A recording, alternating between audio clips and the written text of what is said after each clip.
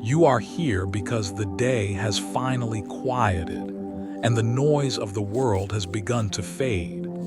The heavy demands of your waking hours are behind you now, leaving a space that needs to be filled with something softer, something slower. It is completely all right if your mind is still spinning, searching for a place to anchor itself in the dark. You do not need to force yourself to sleep. You only need to be here, listening, allowing the tension in your shoulders to drop as we step away from the present moment. Tonight, we are wandering backward into the heavy, humid air of late 18th century summers. We will drift through the candlelit rooms and cobblestone streets, where a completely unlikely nation was quietly spoken into existence. You will feel the texture of rough parchment, smell the sharp iron in the ink, and listen to the distant, echoing booms of cannons fired in celebration across dark rivers.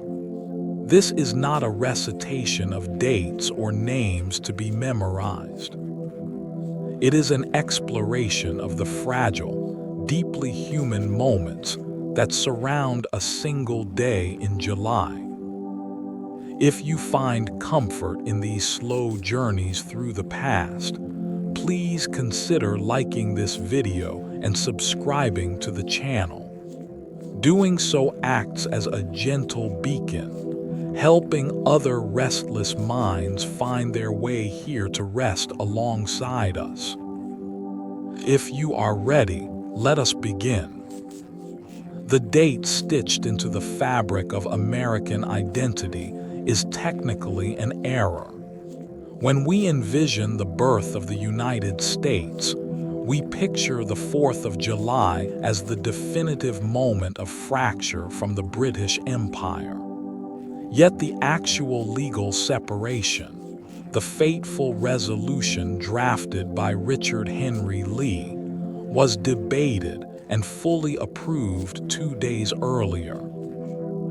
On the second day of the month, the Continental Congress voted to sever ties with the Crown, making that the true, legally binding Day of Independence. The document we celebrate was merely the formal explanation of a choice that had already been firmly made. History is rarely a single, decisive lightning strike, but rather a slow gathering of clouds. One of the most brilliant minds in the room fundamentally misunderstood how the future would remember his work. John Adams was so overwhelmed by the sheer magnitude of the vote on July the 2nd that he immediately wrote a letter to his wife, Abigail. He proudly declared that the second day of July would go down as the most memorable epoch in the history of America. He envisioned generations of citizens celebrating that specific date with parades, bonfires, and illuminations from one end of the continent to the other. His vision of the celebration was flawlessly accurate, but his calendar was off by exactly 48 hours. Even the architects of destiny cannot control the narrative once it leaves their hands. Our collective memory conjures a grand, boisterous room on the 4th of July, crowded with 56 men lining up to put their names on a fresh piece of parchment. The reality of the signing was a fragmented, quiet affair that did not truly begin until the damp heat of August the 2nd. The official engrossed document took weeks to carefully write out by hand, and the delegates drifted into the State House over a period of months to quietly add their names. There was no single crescendo of unity, no dramatic flourish of pens in a crowded hall. The foundation of an empire was built in quiet increments, signed by lonely men passing through an empty room. One signature on the Declaration of Independence was bought at the price of immediate, terrifying exile. Richard Stockton of New Jersey did not get to bask in the glow of revolutionary pride after adding his name to the parchment. Almost immediately after signing, the British Army swept through his home state, specifically targeting the men who had committed treason on paper. Stockton was forced to abandon his sprawling estate and flee into the dense, rain-soaked woods, dragging his family through the mud to escape capture. He spent the glorious summer of independence hiding in the shadows, hunted like an animal in the very country he had just helped invent. The ink was not even dry before the abstract concept of freedom demanded an agonizing physical toll. The most sacred artifact of American history is slowly erasing itself. We treat the original Declaration of Independence as a permanent anchor, a physical manifestation of timeless ideals. Yet the animal skin parchment it is written on is profoundly vulnerable to the slow, invisible violence of light. For well over a century, the document hung in brightly lit rooms, near open windows, entirely unprotected from the bleaching power of the sun. The ultraviolet rays stripped the dark iron ink from the page, reducing the bold, defiant text to a faint, ghostly whisper. The words that launched a revolution are now barely legible to the human eye. Time dissolves all physical things, leaving only the memory of what was once so fiercely written. Hidden on the reverse side of the Declaration is a completely silent, unsolved physical mystery. During a careful conservation effort in the mid-20th century, archivists examining the back of the massive parchment noticed an anomaly near the bottom left corner. Pressed clearly into the rough surface of the skin is a distinct human handprint. No one knows whose hand made the mark, when it was placed there, or how it managed to leave such a lasting impression. It might have been a careless printer, an exhausted clerk, or one of the founding fathers leaning heavily against the page in the sweltering heat. It remains an intimate, startling reminder of the physical bodies that shaped this era. A nameless shadow reaches out from the 18th century, touching the very fabric of the nation. The loudest political explosion in human history could only travel as fast as a tired animal. Today, news circles the globe in a fraction of a second, bathing us in an instantaneous ocean of information. In the summer of 1776, the reality of independence crept outward from Philadelphia at a painfully slow, biological pace. Couriers shoved copies of the text into their saddlebags and rode frantically through thunderstorms and dense, mosquito-filled forests. Towns just a few hundred miles away lived in complete ignorance for over a week, still believing they were loyal subjects of the king. The geography of the continent dictated the rhythm of the revolution, delaying the shockwave of change. A new reality rippled across the hills, arriving not with a flash, but with the steady, rhythmic drumming of hooves. The liquid used to forge the United States was chemically designed to eat itself alive. Clerks of that era did not write with stable dyes, but rather with a harsh, reactive mixture known as iron gall ink. This dark fluid was created by combining crushed oak galls, woody growths scavenged from tree branches, with iron sulfate and a binding gum. When the wet pen struck the parchment, the ink oxidized, burning its way deep into the animal's skin to leave a permanent dark mark. Over centuries, this aggressive acidity continues to slowly bite into the page, threatening to consume the very fibers it rests upon. The words of liberty were literally scorched into existence, bound by a violent chemistry that cannot easily be undone. The most famous handwriting in American history does not belong to any of the founding fathers. When you gaze at the elegant, sweeping script of the Declaration, you might instinctively associate those graceful loops with Thomas Jefferson or Benjamin Franklin. The man who actually shaped the visual identity of the nation was a somewhat obscure Pennsylvania brewer and clerk named Timothy Matlack. He was the engrosser, the skilled artisan tasked with copying the final, approved text onto the massive parchment for the delegates to sign.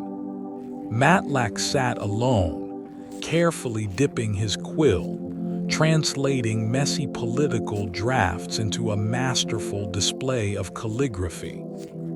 A quiet craftsman, entirely omitted from the history books, gave a restless rebellion its most enduring voice.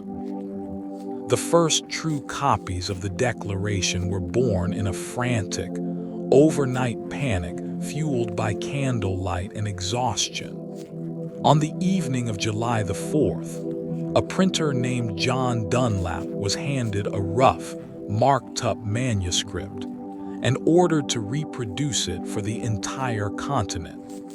His small shop transformed into a chaotic blur of typesetting, with men urgently arranging hundreds of tiny lead letters in reverse under the dim, flickering glow of oil lamps. They worked through the suffocating heat of the midnight hours, pulling heavy wooden presses down onto damp paper over and over again. The dawn of a new era smelled strongly of raw ink, sweat, and burning tallow. The commander of the Continental Forces first heard the words of independence surrounded by terrified men preparing to die.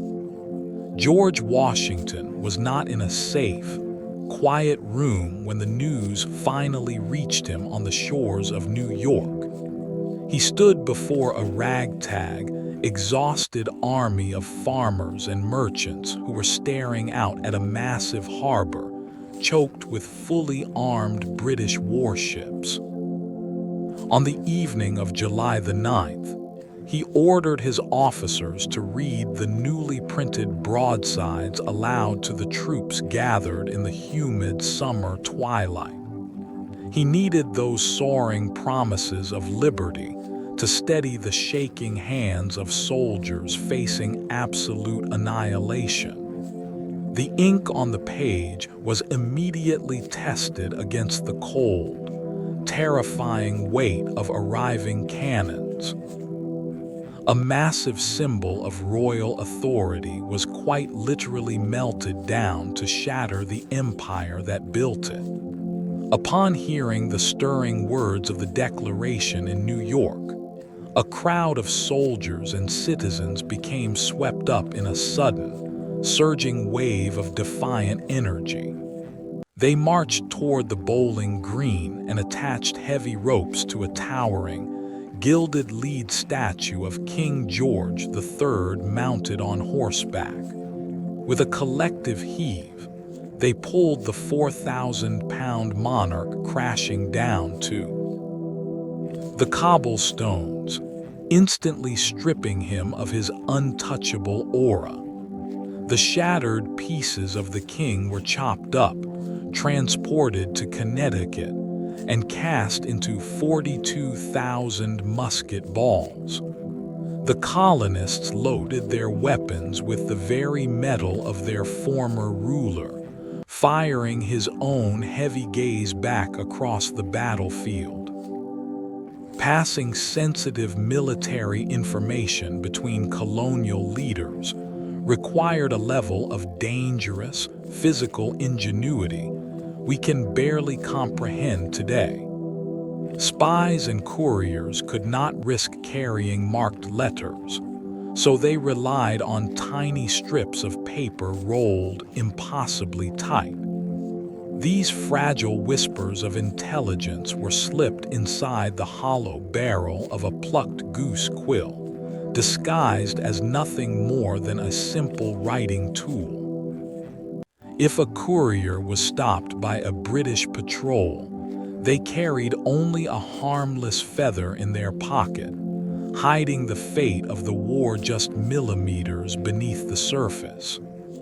A single drop of careless rain or a crushed coat pocket could erase the hidden movements of entire armies. You might imagine the 4th of July wrapped in dramatic, suffocating heat, thick with the weight of historic tension. Yet the meteorological reality of Philadelphia that afternoon was surprisingly gentle, with a mild breeze cutting through the humidity and the temperature resting at a comfortable 76 degrees. The sky remained partly cloudy, casting long, shifting shadows across the brick facade of the State House as the delegates quietly argued inside. The weather refused to acknowledge the heavy gravity of the moment, carrying on with the quiet indifference of nature. The earth simply continued its slow, steady rotation, entirely unaware that the borders of the world were being redrawn. Thomas Jefferson carried a lifelong, quiet obsession with observing and recording the natural world around him. Even on the days when he was drafting the agonizing, heavily debated clauses of the Declaration, he maintained a strict, unbreakable routine of scientific measurement. He purchased a new thermometer from a local merchant specifically to ensure his readings were completely accurate. Twice a day, at dawn and in the late afternoon, he paused the revolution to meticulously record the exact temperature in his small pocket diary. In the midst of profound political chaos, he sought the comforting, predictable anchor of scientific truth. The man whose face is most synonymous with the birth of America was nowhere near the room where it happened. George Washington never sat in the crowded Philadelphia State House to debate the fine points of human equality. He did not hear the fiery speeches, nor did he ever place his hand on the original parchment to sign his name alongside the others. While the politicians argued over commas and philosophical ideals, Washington was hundreds of miles away, actively managing the brutal, freezing reality of keeping an unequipped army alive. True independence was not just debated in a comfortable hall, but also carved out in the unforgiving mud of distant military camps. A fiery condemnation of human bondage was quietly erased from the document to keep the fragile alliance from shattering entirely. Thomas Jefferson originally drafted a blistering paragraph that fiercely attacked the British crown for forcing the horrors of the slave trade upon the colonies. It was a searing, moral objection, but it immediately caused a deep, threatening rift among the wealthy Southern delegates who built their fortunes on enslaved labor. Benjamin Franklin and others recognized that pushing this moral line would instantly dissolve the delicate, newly formed union before it even began. The passage was methodically struck from the text, leaving a dark, gaping silence where a promise of true universal freedom could have been. A nation built on the brilliant ideal of liberty intentionally blinded itself to the chains clanking softly in the background. The heavy burden of severing a continent from its king fell upon the shoulders of a man barely out of his youth. Edward Ruttell walked into the Continental Congress as the youngest delegate in the room, carrying the staggering confidence of a 26-year-old born into immense wealth. He was brash, completely unapologetic, and fiercely opposed to the initial push for independence, fearing it would bring devastating ruin to his comfortable world in South Carolina. Yet, when the final vote was called, he swallowed his deep reservations to ensure his colony stood united with the rest of the fractured map. He risked his entire, expansive future, stepping willingly into the dark unknown of treason. Youthful arrogance faded instantly into the cold, terrifying realization that there was no turning back. The two architects of the American experiment took their final breaths on a day that defies mathematical probability. Thomas Jefferson and John Adams, once bitter rivals who slowly rekindled a warm correspondence in their twilight years, passed away together. On July the 4th, 1826, this was not just a random summer afternoon, but also the exact 50th anniversary of the nation they had forged. As bells rang out to celebrate the Jubilee across a sprawling country, the men who set those bells in motion were quietly slipping away in beds hundreds of miles apart. A chaotic, fiery rebellion ended half a century later with two quiet, exhausted exhales. A strange, almost gravitational pull seemed to drag the earliest leaders of the Republic toward this specific date in summer. Exactly 5 years after the synchronized passing of Adams and Jefferson, James Monroe drew his last breath on the 4th of July, 1831. He was the 5th president, a man who had actually crossed the icy Delaware River with Washington, quietly fading away in New York City. By the time his death was announced, the nation was no longer shocked by the coincidence, but deeply unsettled by the pattern. 3 of the first 5 leaders of the United States had now surrendered to time on the exact anniversary of the country's birth. The calendar itself seemed to demand a quiet sacrifice from the men who had shaped it. The loudest, most explosive holiday on the American calendar welcomed the birth of the quietest man to ever occupy the highest office. Calvin Coolidge was born in a small Vermont village on the 4th of July in 1872, making him the only chief executive to enter the world on the day the nation celebrates its own origin. Despite arriving amidst the chaotic noise of fireworks and patriotic brass bands, he grew into a profoundly silent, measured leader who famously refused to waste a single spoken syllable. He governed with a deep, deliberate stillness that sharply contrasted with the booming, celebratory energy of his birthday. A day built around roaring cannons and screaming rockets somehow produced a mind defined entirely by silence. History loves to remember Thomas Jefferson waking in his final moments to softly whisper a question, asking if it was the fourth, as if seeking permission from the universe to finally let go. The truth of a deteriorating human body is far less cinematic and deeply more fragile. His actual verifiable words were a simple, mundane instruction to the doctor adjusting his pillows, asking him to shift his position in the bed.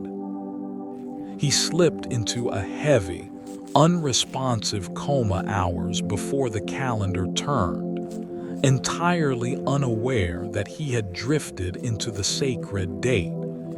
We lay our romantic myths over the messy reality of death to soften the blow of losing giants. A severely ill delegate rode through a terrifying wall of dark rain to break a deadlock that was paralyzing a continent.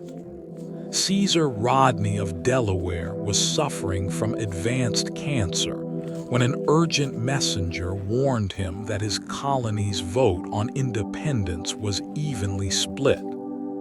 Despite his agonizing pain, he plunged into a violent midnight thunderstorm, riding 80 muddy miles toward Philadelphia. He arrived at the State House exhausted, soaked to the bone, and wearing a green silk cloth over his face to hide his disease. Wiping cold rain from his boots, he walked into the chamber and cast the deciding vote. The delicate scales of history were balanced by a sick man dragging himself through the dark.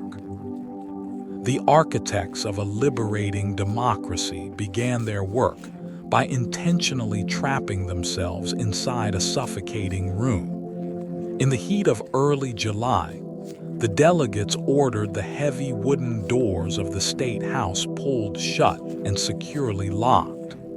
They were committing treason, and absolute secrecy was required to prevent loyalists from discovering the debate. Dozens of men wearing thick wool coats were sealed into a poorly ventilated chamber while the summer sun baked the brick exterior. They breathed stagnant air, sweated profusely, and argued in a space that felt more like a physical prison than a hall of liberty. The soaring ideals of the Republic were hammered out in an environment of complete physical misery. A swarm of biting insects accelerated the creation of the United States more than any impassioned political speech. Just across the street from the State House stood a bustling livery stable, filled with horses, manure, and massive horseflies. Because the windows were cracked open to survive the stifling heat, these aggressive flies invaded the chamber, viciously biting the delegates through their thin silk stockings. Thomas Jefferson later recounted how the men constantly slapped at their calves, shifting uncomfortably and growing desperate to finish the agonizing session. The profound debate over human rights was hurried along by a relentless, invisible cloud of pests. The grand pace of revolution was gently nudged by the sharp sting of a summer insect. Standing tall in the corner of the assembly room was a beautiful, meticulously crafted long-case clock that quietly observed every furious argument and whispered compromise.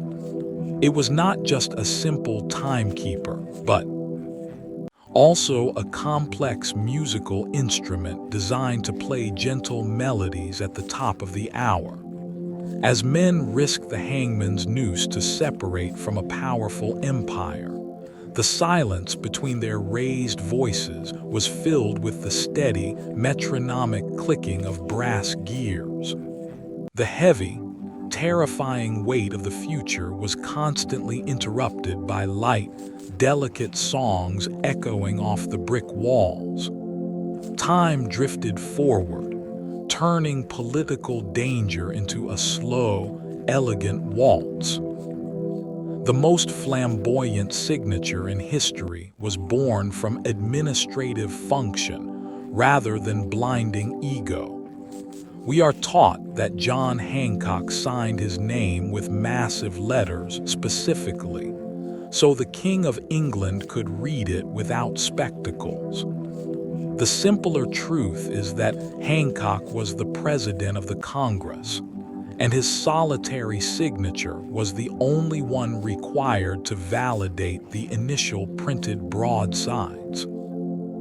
He wrote large to serve as a clear, undeniable authority on a document read by crowds in dimly lit town squares.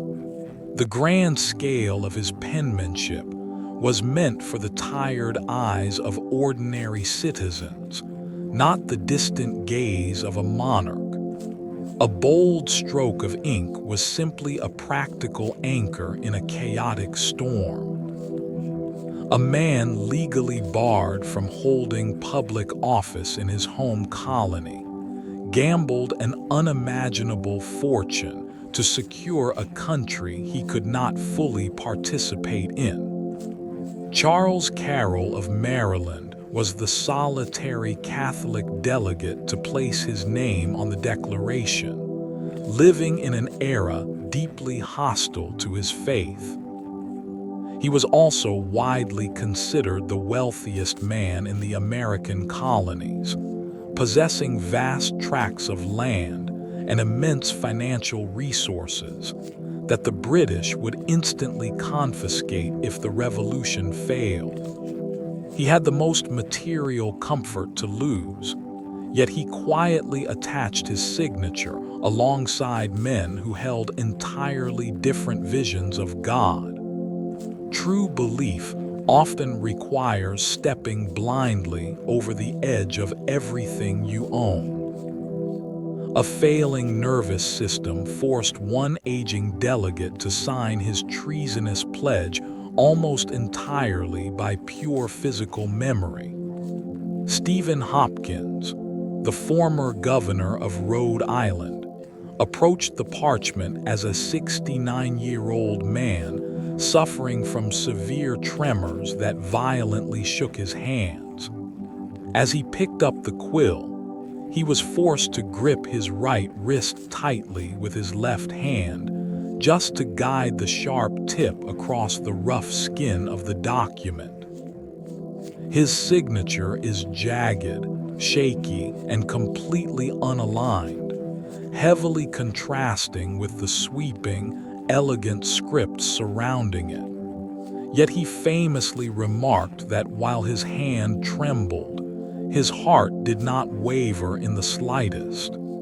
The physical body may falter under the heavy weight of time, but the fierce gravity of conviction holds the pen steady.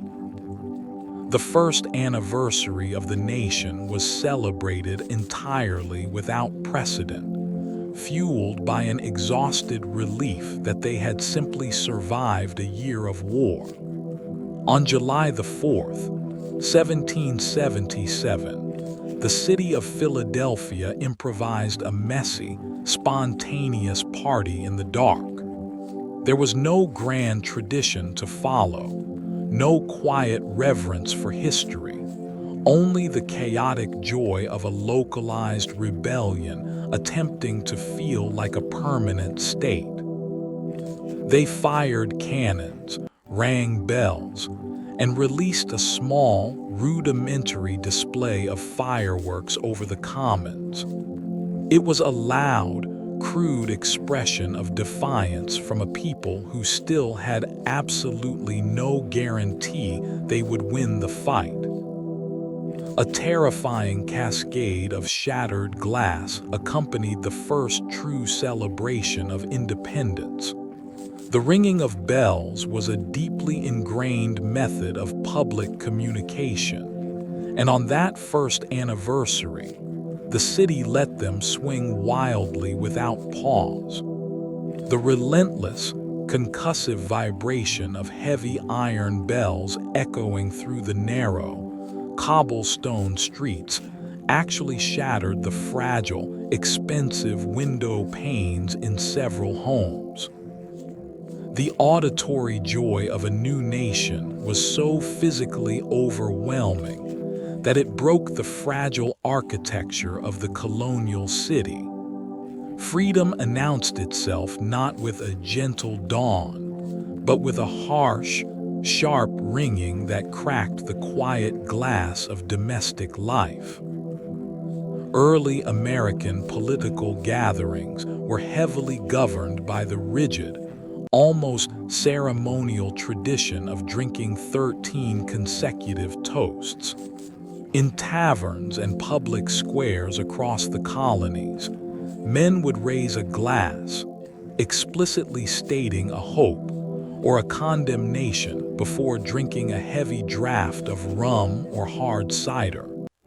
This was not just an excuse for intoxication, but also a binding social contract that reinforced their shared political reality. They drank to the Congress, to the army, to the memory of fallen soldiers, and invariably to the rapid destruction of the king. To skip a toast was an insult, meaning a true patriot was required to consume an astonishing amount of alcohol to prove their complete loyalty. A political ideology was actively built through the shared endurance of a long, dizzying night. The visual transformation of a celebrating city happened slowly, almost secretly, high above the dirty streets. The tall merchant vessels dock, ed along the bustling wharves of early American harbors had a quiet tradition known as dressing the ship. As the sun rose on the 4th of July, sailors would climb the complex rigging and silently hoist massive lengths of red, white, and blue bunting into the salty air. Without a single cannon firing, the skyline was suddenly woven with vibrant colors catching the morning breeze. It was a peaceful, towering declaration of allegiance made by men whose lives depended entirely on the unpredictable mercy of the sea. The bright, emerald green explosions that modern crowds wait for were entirely impossible for the colonists to create. When early Americans watched fireworks burst over the dark rivers, they saw flashes of gold, harsh white sparks, and the deep orange glow of burning charcoal. The chemical knowledge required to isolate the specific compounds that burn green did not yet exist in 18th-century arsenals. Their nights were illuminated by the raw, natural colors of basic combustion, violent and unpredictable in the humid air. The sky they stared into was monochromatic, fierce, and utterly unrefined. The glittering sparklers that leave ghost trails of light in a dark summer yard carry an ancient, alchemical legacy far older than the American continent. The simple construction of coating a thin wire with a combustible paste originates deeply within Chinese history, where alchemists spent centuries experimenting with potassium nitrate and sulfur. When you hand a glowing wire to a child, you are participating in a quiet, glowing continuum of human fascination that spans empires and dynasties. The hissing sparks that illuminate small faces in a suburban driveway are the descendants of formulas designed to chase away invisible spirits in ancient, moonlit courtyards. We celebrate a local political event using the deep, mystical chemistry of the ancient world. The commander of the Continental Army understood that true morale required more than just stirring speeches. On the first anniversary of the Declaration, George Washington recognized the brutal exhaustion of his freezing, underfed soldiers. To mark the day, he simply ordered his quartermasters to issue a double ration of rum to every fighting man in the freezing encampments. It was a deeply pragmatic, coarse gesture designed to temporarily numb the agonizing reality of dysentery, torn boots, and constant fear. A small cup of harsh, burning liquor offered a brief, chemical reprieve from the heavy burden of carrying a revolution on their shoulders. A fiery, public display of utter disrespect illuminated the cobblestone intersections of colonial Boston. In the years immediately following the Declaration, the quiet citizens of New England would methodically construct crude, life-sized effigies of King George III using old straw and discarded clothing. They dragged these mocking figures through the dirt before hoisting them onto tall wooden poles in the center of the town square. As the sun set, the straw kings were set ablaze, casting a harsh, wavering light against the brick facades of the surrounding homes. The abstract concept of an ocean-dwelling tyrant was physically destroyed by the warm glow of a localized, communal fire. While the streets roared with the chaotic energy of independence, a deep, terrified silence gripped the homes with tightly drawn curtains. The 4th of July was not a day of universal celebration for the thousands of loyalists who firmly believed the rebellion was a catastrophic mistake. As the bells shattered windows and the effigies burned, these families hid inside their dark parlors, listening to their neighbors scream for the death of their king. They understood perfectly that the loud joy of the patriot crowd was a direct, violent threat to their property, their safety, and their future. One man's grand festival of liberty was another man's long, suffocating night of terror. A thick, sour haze settled low over the rivers of early America long after the final explosions faded. The gunpowder used in the late 18th century was rough and unrefined, producing a massive amount of dense, gray smoke that did not easily dissipate in the heavy, humid summer air.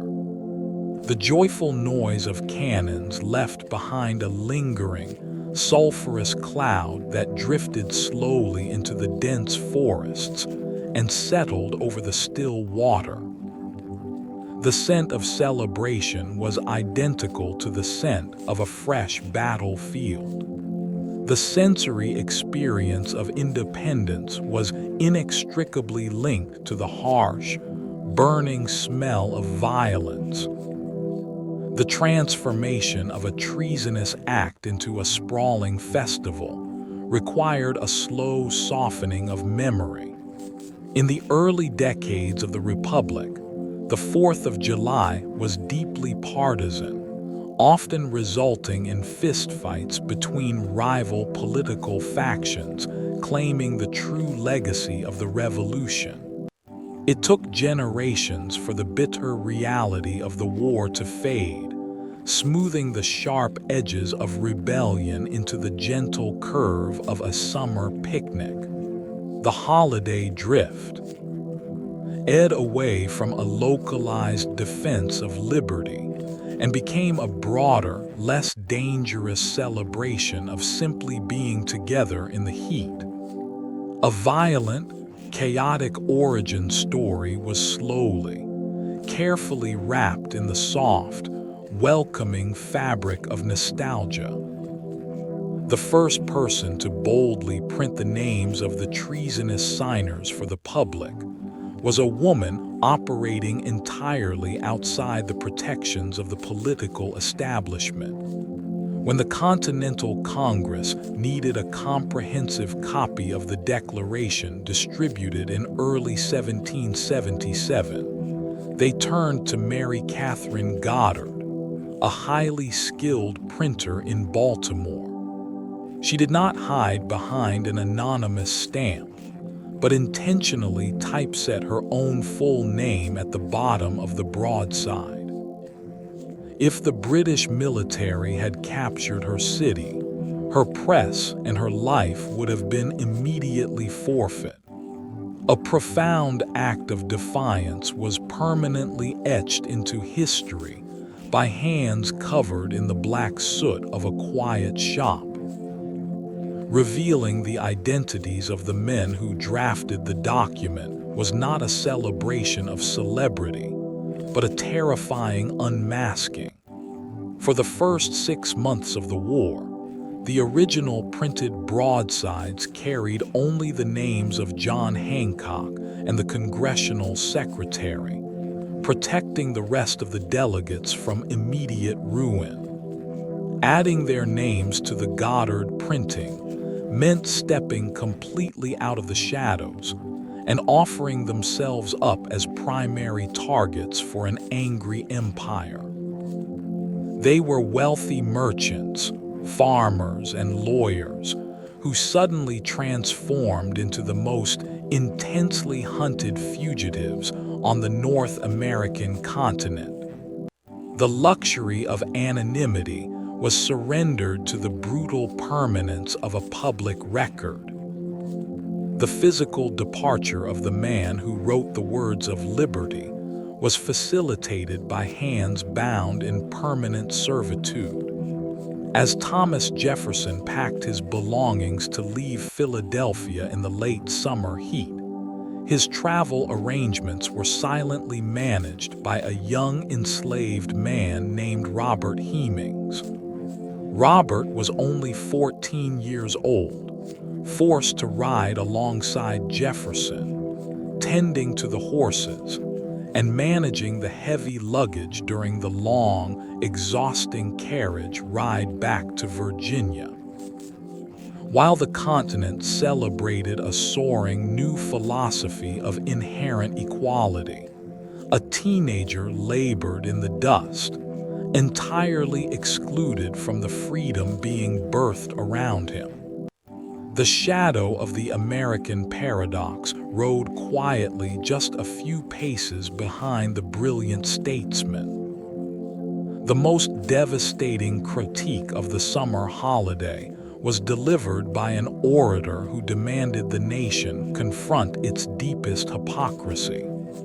Frederick Douglass stood before an audience in Rochester, New York, in 1852 to deliver a haunting speech that shattered the comfortable narrative of the 4th of July. He asked his listeners the searing question of what their Independence Day meant to an enslaved person.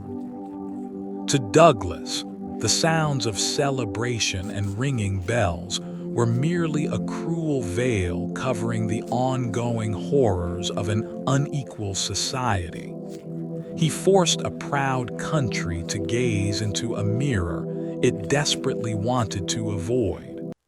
The warm glow of the festival was instantly pierced by the sharp coldness of profound moral failure. The agonizing emotional weight of the revolution was carried in letters written carefully enough to survive hostile interception. While her husband debated philosophy in a distant city, Abigail Adams managed a sprawling farm near Boston, surrounded by disease and the terrifying proximity of British troops. Her correspondence with John was a vital lifeline of survival, often heavily veiled in cautious language. Because male riders were constantly captured by enemy patrols, she wove updates on troop movements and local conditions into the mundane details of domestic life. She fought her own deeply isolated war with ink and paper by the fading light of a farmhouse candle.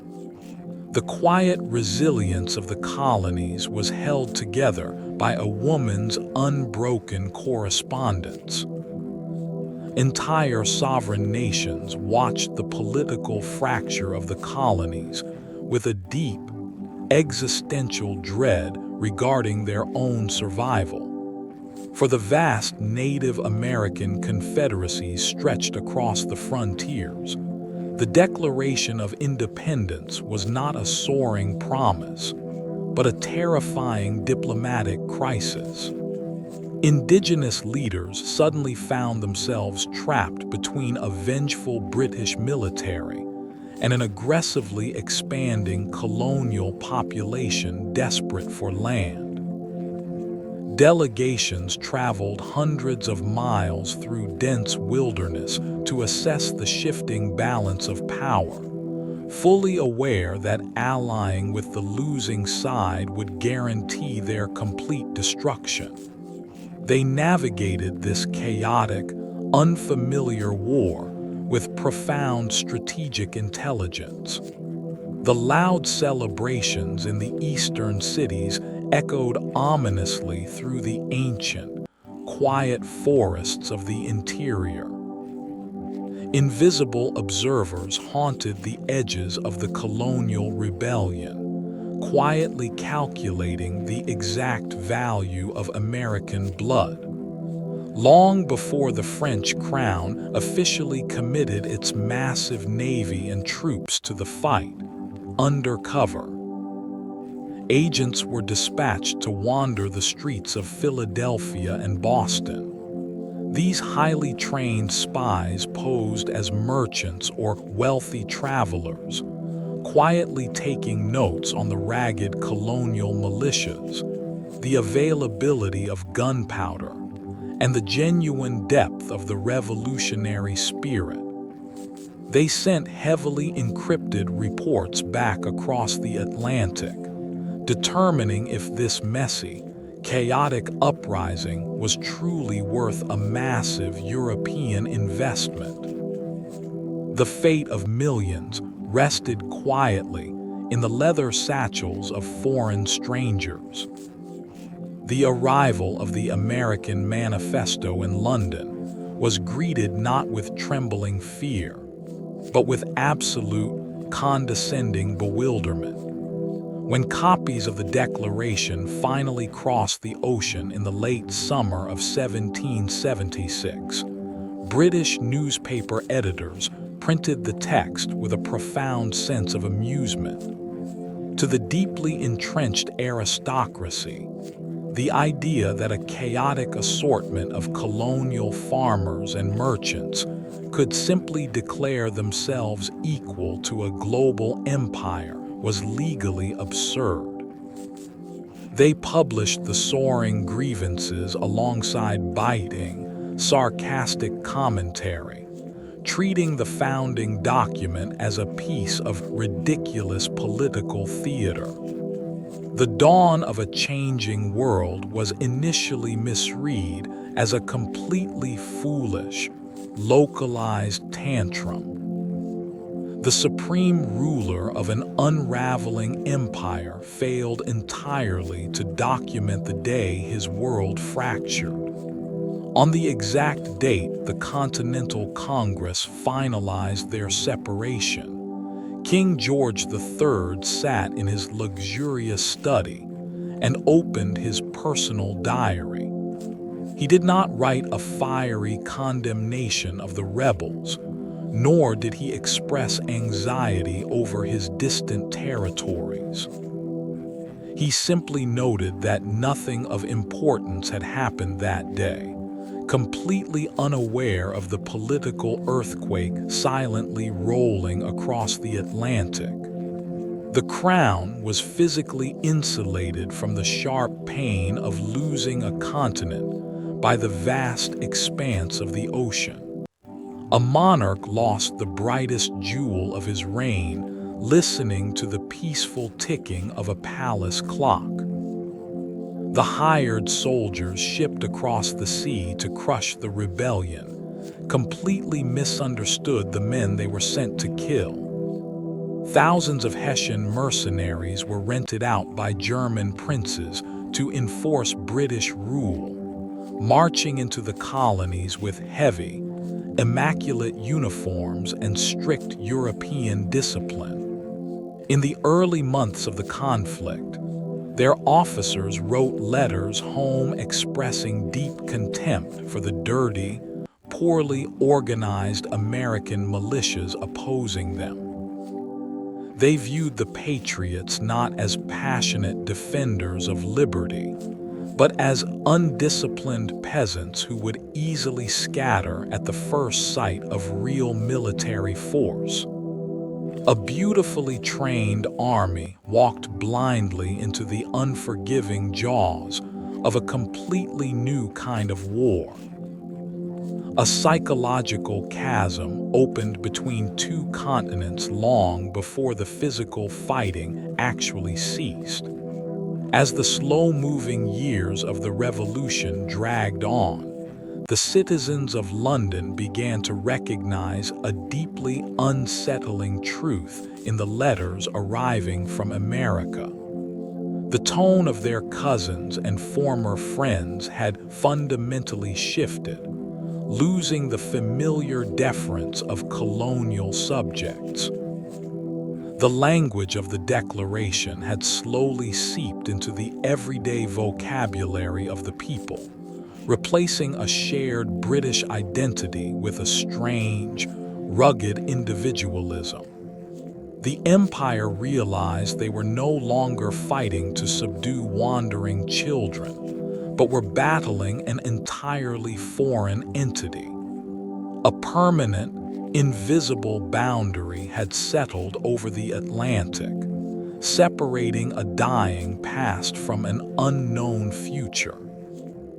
The official recognition of the summer festival did not come from the national government, but from a single, war-torn state acting entirely on its own. In 1781, while the brutal conflict still raged across the southern colonies, the legislature of Massachusetts quietly passed a resolution. They became the very first to legally elevate the 4th of July into a sanctioned state holiday. They did not wait for permission from a slow-moving Central Congress, nor did they wait for the fighting to actually stop. They simply decided that their localized trauma needed a permanent, recurring moment of collective pause. A battered community anchored itself to a date on the calendar, desperately claiming a victory they had not yet fully won. The earliest public processions of liberty were less about organized celebration and more about aggressively claiming physical space. As the war finally ended, the fragmented citizens of early American towns desperately needed a way to visibly stitch themselves back together. They spilled into the dirt roads, walking shoulder to shoulder in loud, messy lines that snaked past the local taverns and meeting houses. Tradesmen carried the heavy tools of their labor, while farmers marched alongside merchants in a chaotic display of shared existence. It was a moving, breathing organism of humanity pressing itself into the architecture of the city. The parade was a physical manifestation of unity, proving to themselves that the community had survived the fire intact. A fragile, newly forged piece was often held together by the unsteady rhythm of a local brass band. In the decades following the revolution, deep political and economic fractures threatened to tear small communities completely apart. When the summer holiday arrived, the only force capable of bridging those bitter divides was a collection of amateur musicians playing familiar, booming melodies. Men who had spent the entire year arguing over taxes and land borders suddenly found themselves marching perfectly in step, guided by the heavy strike of a bass drum. The shared cadence forced a temporary truce upon the town. For one brief afternoon, the aggressive noise of disagreement was entirely drowned out by the harmony of a shared song. The soundtrack of early independence was blown through hollowed pieces of scrap wood rather than polished silver.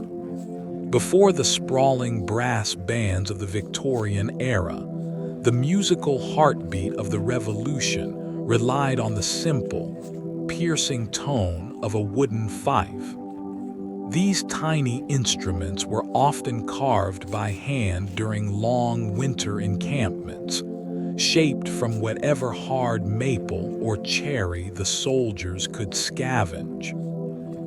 They were entirely imperfect, lacking the precise tuning of professional European instruments, yet they were capable of projecting a high, screeching melody through the deafening roar of cannon fire.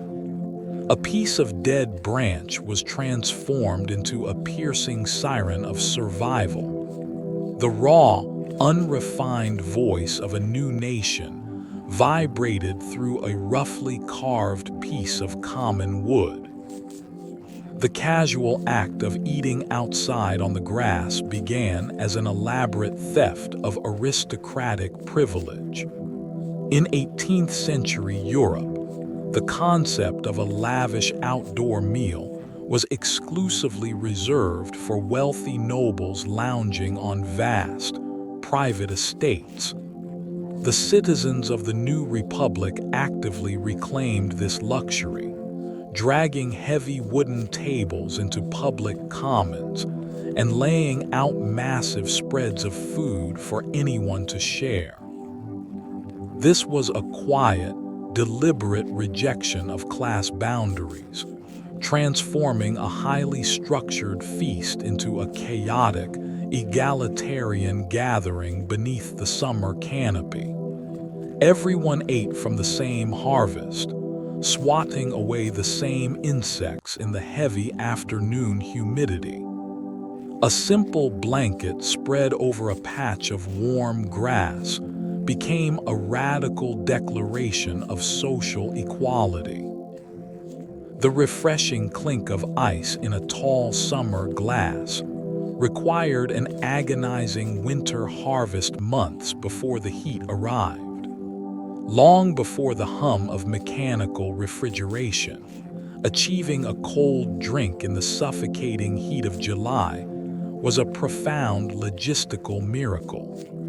During the darkest, freezing days of January, laborers ventured onto frozen New England lakes to violently saw massive, heavy blocks of ice from the frozen surface. These crystalline blocks were dragged into dark, insulated timber storehouses and buried under mountains of sawdust to sleep through the spring. When the 4th of July finally broke, that preserved winter cold was carefully unearthed and chipped away. The relief of a freezing summer drink was purchased with the freezing, numb hands of winter labor. A founding father obsessed with human liberty was equally captivated by the complex chemistry of frozen cream. During his diplomatic time in France, Thomas Jefferson tasted a rich, chilled dessert that completely arrested his senses. He carefully wrote down the complex 18-step process for making vanilla ice cream, bringing the delicate recipe across the ocean to his Virginia estate. On hot summer days, his enslaved cooks would undergo the laborious process of hand-cranking a massive salt and ice bath to freeze the sweet custard into a smooth, luxurious texture. A simple summer treat was born from an intersection of high diplomacy and grueling household labor. The soft, melting sweetness of the dessert contained the heavy, unacknowledged burden of the hands that churned it. The centerpiece of an early American community celebration was a massive, primal fire that burned for an entire day. Modern backyard grills are mere shadows of the towering, roaring pits that define the earliest July festivals. Towns would pool their scarce resources to purchase a massive, full-grown ox, hoisting the heavy carcass onto a towering iron spit constructed in the center of the public square. The fire had to be lit in the damp, quiet hours before dawn, requiring constant, exhausting attention from sweating volunteers wielding long wooden poles to turn the immense weight. The fat dripped slowly into the coals, sending a thick, savory smoke drifting over the rooftops. The neighborhood was fed by a single, colossal sacrifice that demanded the physical effort of an entire village. The most highly coveted delicacy of early independence celebrations was a complex, gelatinous broth drawn from the rivers. Before hamburgers and hot dogs dominated the holiday menu, wealthy politicians and merchants celebrated the 4th of July by consuming massive quantities of turtle soup. Capturing these large, aggressive snapping turtles from muddy riverbanks was dangerous work, and preparing the meat required days of slow, meticulous boiling to extract the rich flavors. It was viewed as the absolute pinnacle of sophisticated dining, served in delicate porcelain bowls to men wearing powdered wigs in the suffocating heat. The height of colonial luxury was spooned from the murky depths of native waterways. A newly refined society sought elegance in the muddy, prehistoric creatures hidden just beneath the surface of the water. True patriotism often involved willfully enduring the suffocating, unbearable weight of heavy winter fabric under a blazing sun. When the local militia gathered to parade down the main street, they did not wear light, breathable cotton. They marched proudly in thick, coarse wool coats, adorned with heavy brass buttons and tight leather collars that trapped every ounce of body heat. As the summer temperature climbed toward 90 degrees, these men marched perfectly straight, sweat pouring down their backs, refusing to break formation or loosen a single strap. The physical misery was entirely the point, serving as a visceral demonstration of their enduring military discipline. They armored themselves against the searing heat with a silent, stubborn pride that refused to melt. The grandest celebration of the young republic was shadowed by a creeping, collective grief.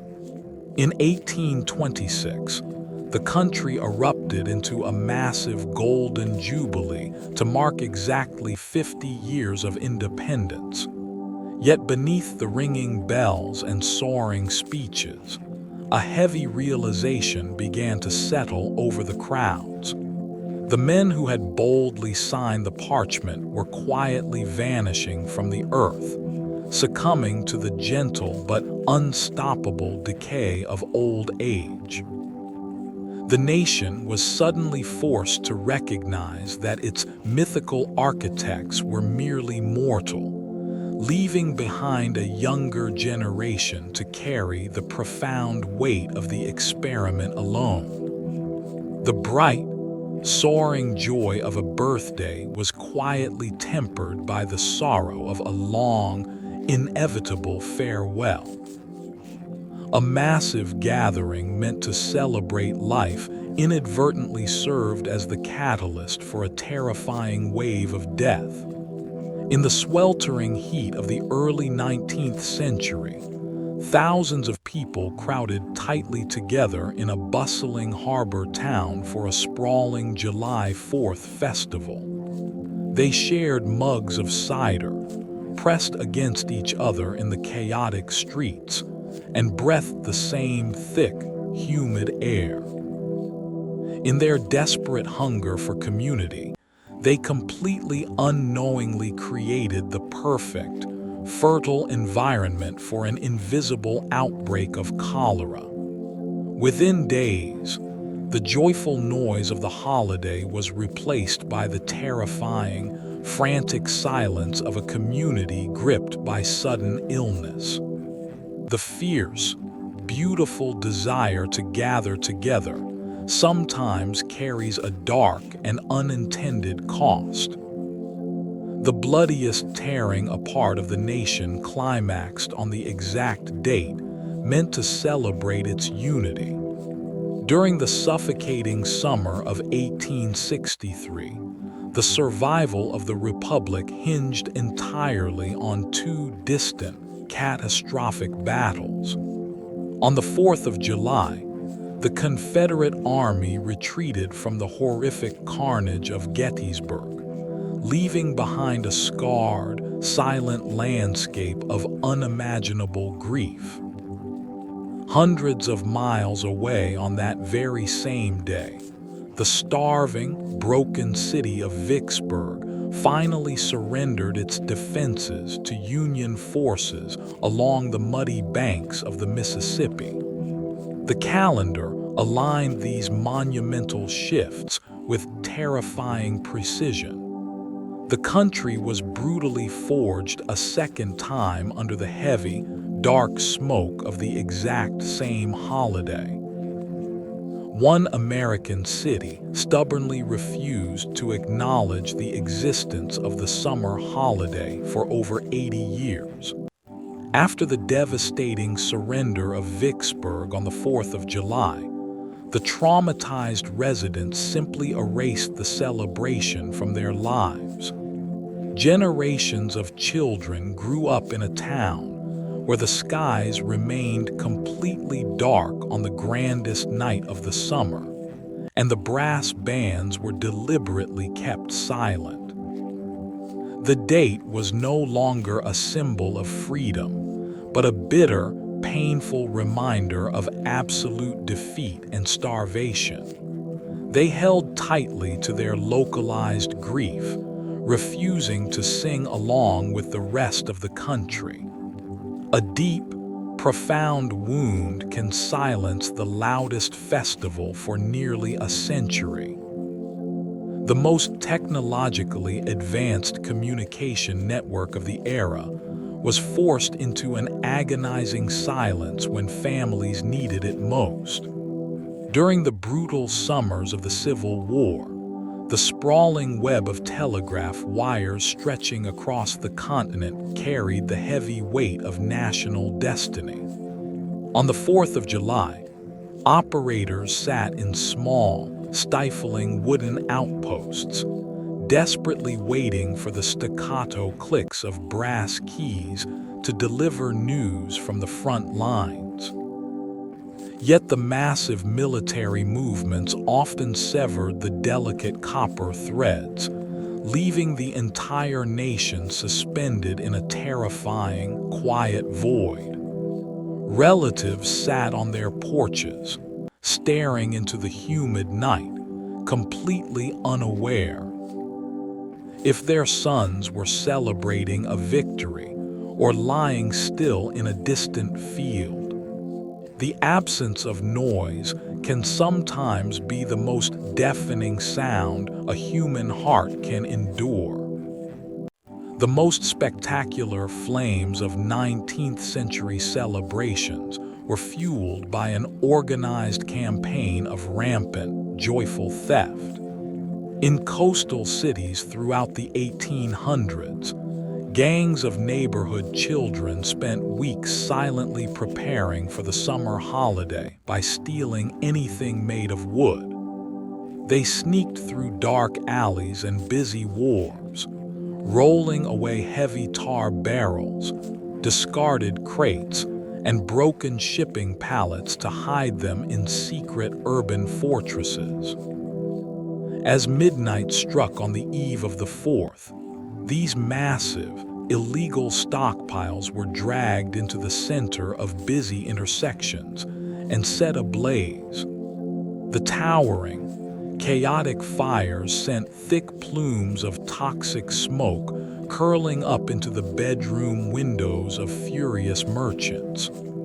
A raw, defiant energy always finds a way to burn outside the boundaries of polite society.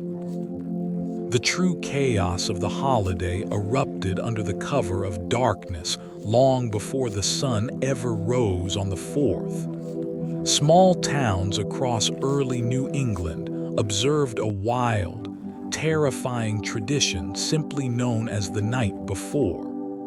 As the clock struck midnight on July the 3rd, polite society vanished, replaced by roaming crowds who fired pistols into the air and dragged heavy, unhitched wagons through the dirt streets.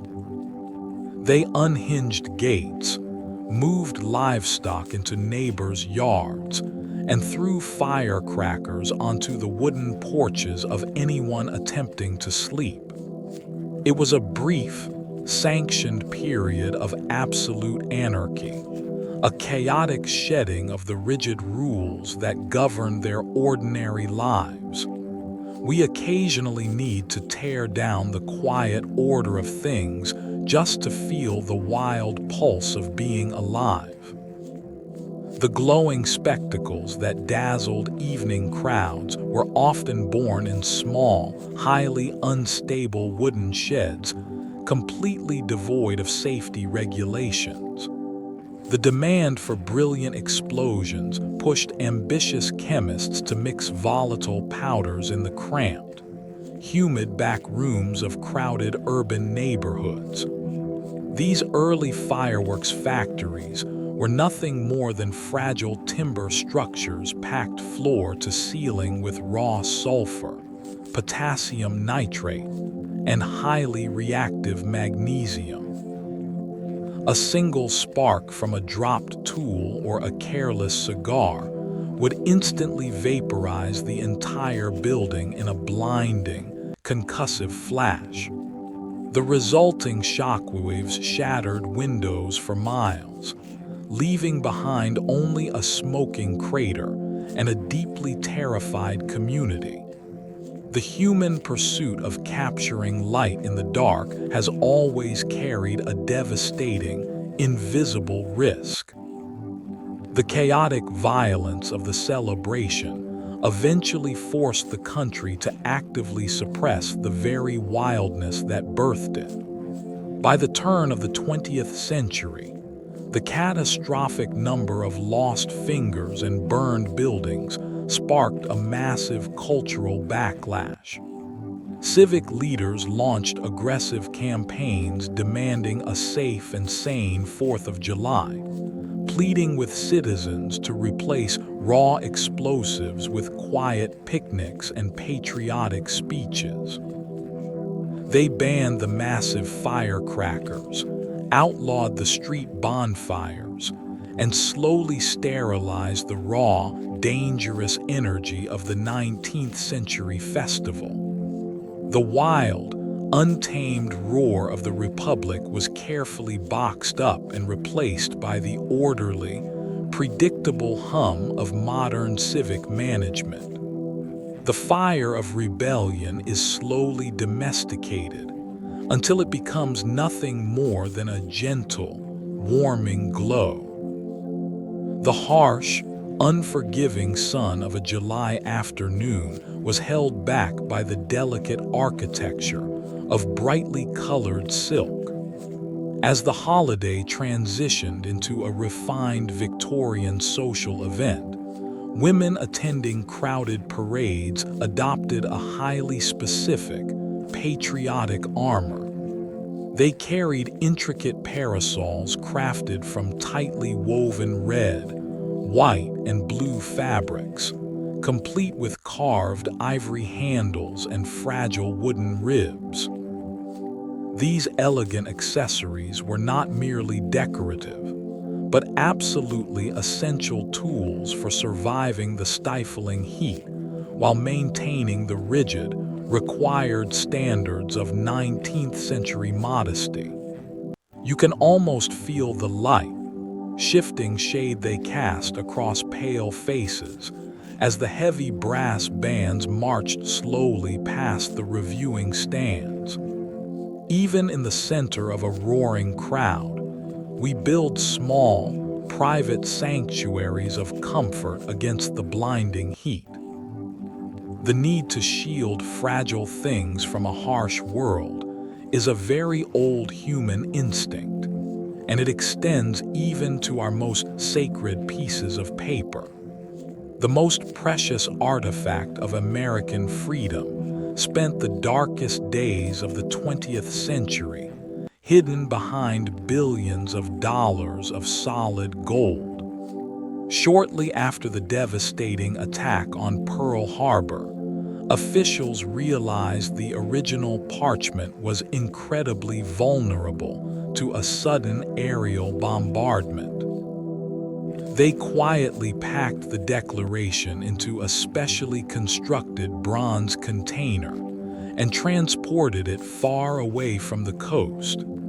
It traveled deep into the reinforced, impenetrable vaults of Fort Knox, resting quietly in the dark while the world tore itself apart in violent conflict.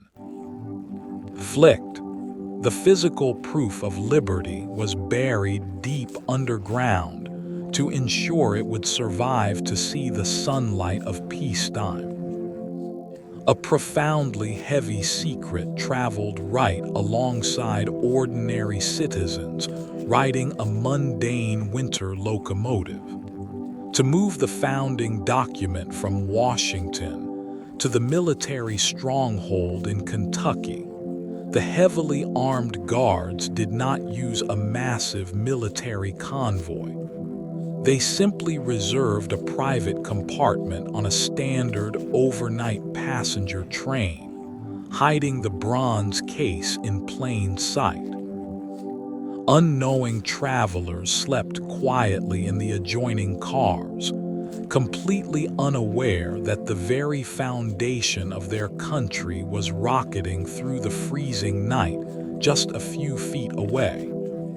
The most monumental pieces of history often move quietly through the dark, disguised as entirely ordinary moments. The worst damage ever inflicted on the Declaration came not from a foreign enemy, but from decades of immense, misguided pride.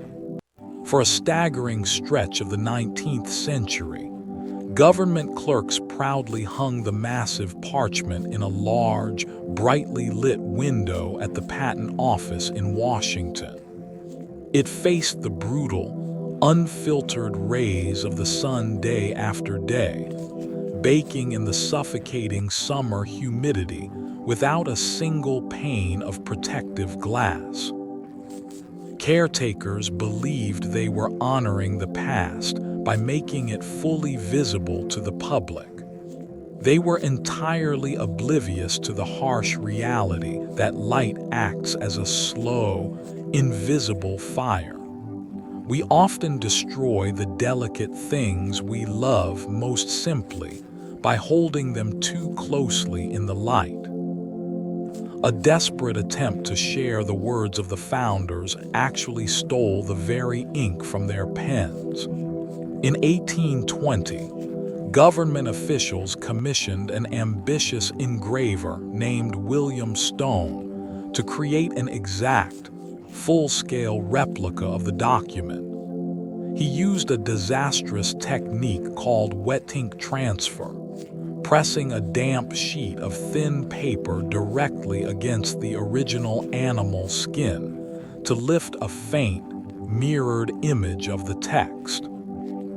The moisture violently attacked the fragile iron gall ink, pulling a massive amount of the original pigment completely off the historical page. The beautiful, dark signatures instantly reduced to washed-out shadows. The desire to perfectly replicate a moment inevitably degrades the original experience. A hidden network of microscopic violence exists within the very fibers of the nation's birth certificate.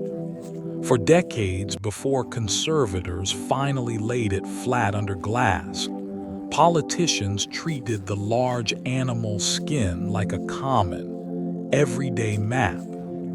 Clerks continuously rolled it into a tight cylinder for easy transport, only to violently unroll it again for display or reference. This constant, physical bending cracked the rigid surface of the parchment and shattered the delicate, dried ink resting on top. Every casual unfurling severed thousands of invisible connections in the organic material. The heavy friction of constant use quietly breaks down even the most sacred foundations. The fragile remnants of 1776 are now kept alive by breathing an artificial, alien atmosphere. Modern conservators understand that ordinary oxygen is a highly corrosive element that will eventually rust the remaining ink into total oblivion. To halt this slow decay, they permanently sealed the document inside a massive, heavy frame filled entirely with inert argon gas. This creates a perfect, frozen environment where the chemical reactions of time come to an absolute standstill. The parchment floats in a bubble of invisible stillness, completely detached from the air that you and I breathe. We build elaborate, invisible walls just to keep the relentless machinery of time at bay. Every single evening, the foundation of the Republic is swallowed by the earth. When the massive bronze doors of the National Archives swing shut to the public, an incredibly heavy, mechanical ritual begins in the silent rotunda. The display cases containing the Declaration gently descend on a mechanical elevator, dropping 22 feet down into a massive, multi-ton titanium and concrete vault. The thick metal doors seal flawlessly over the artifacts, engineered to withstand the devastating impact of a direct nuclear strike.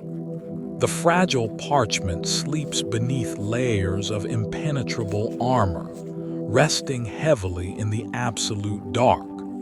We fortify our history with steel because we intimately know how fragile memory truly is. When you stare closely at the bottom of the parchment, you discover a haunting graveyard of vanished men.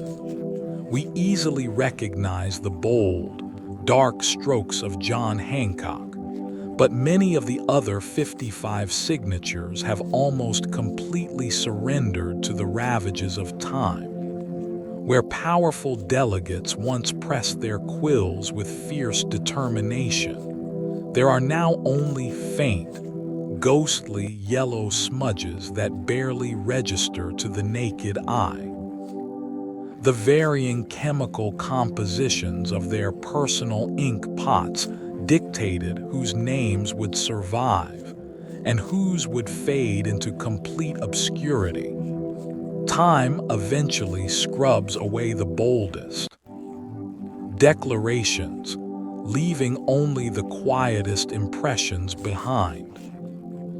A jagged, violent scar permanently disfigures the bottom left corner of the sacred document.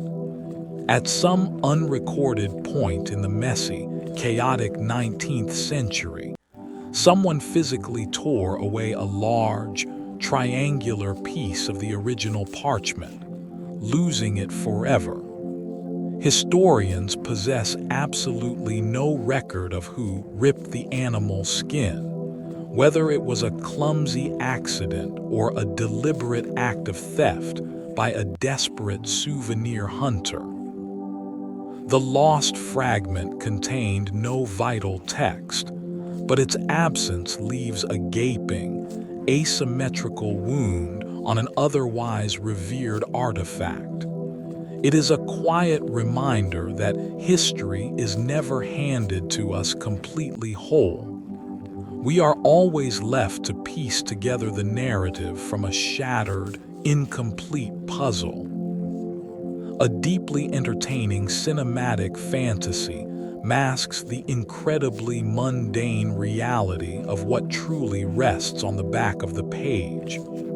Popular culture loves to imagine hidden ciphers, invisible ink, and elaborate treasure maps scratched onto the reverse side of the declaration. The truth is far more bureaucratic and beautifully simple.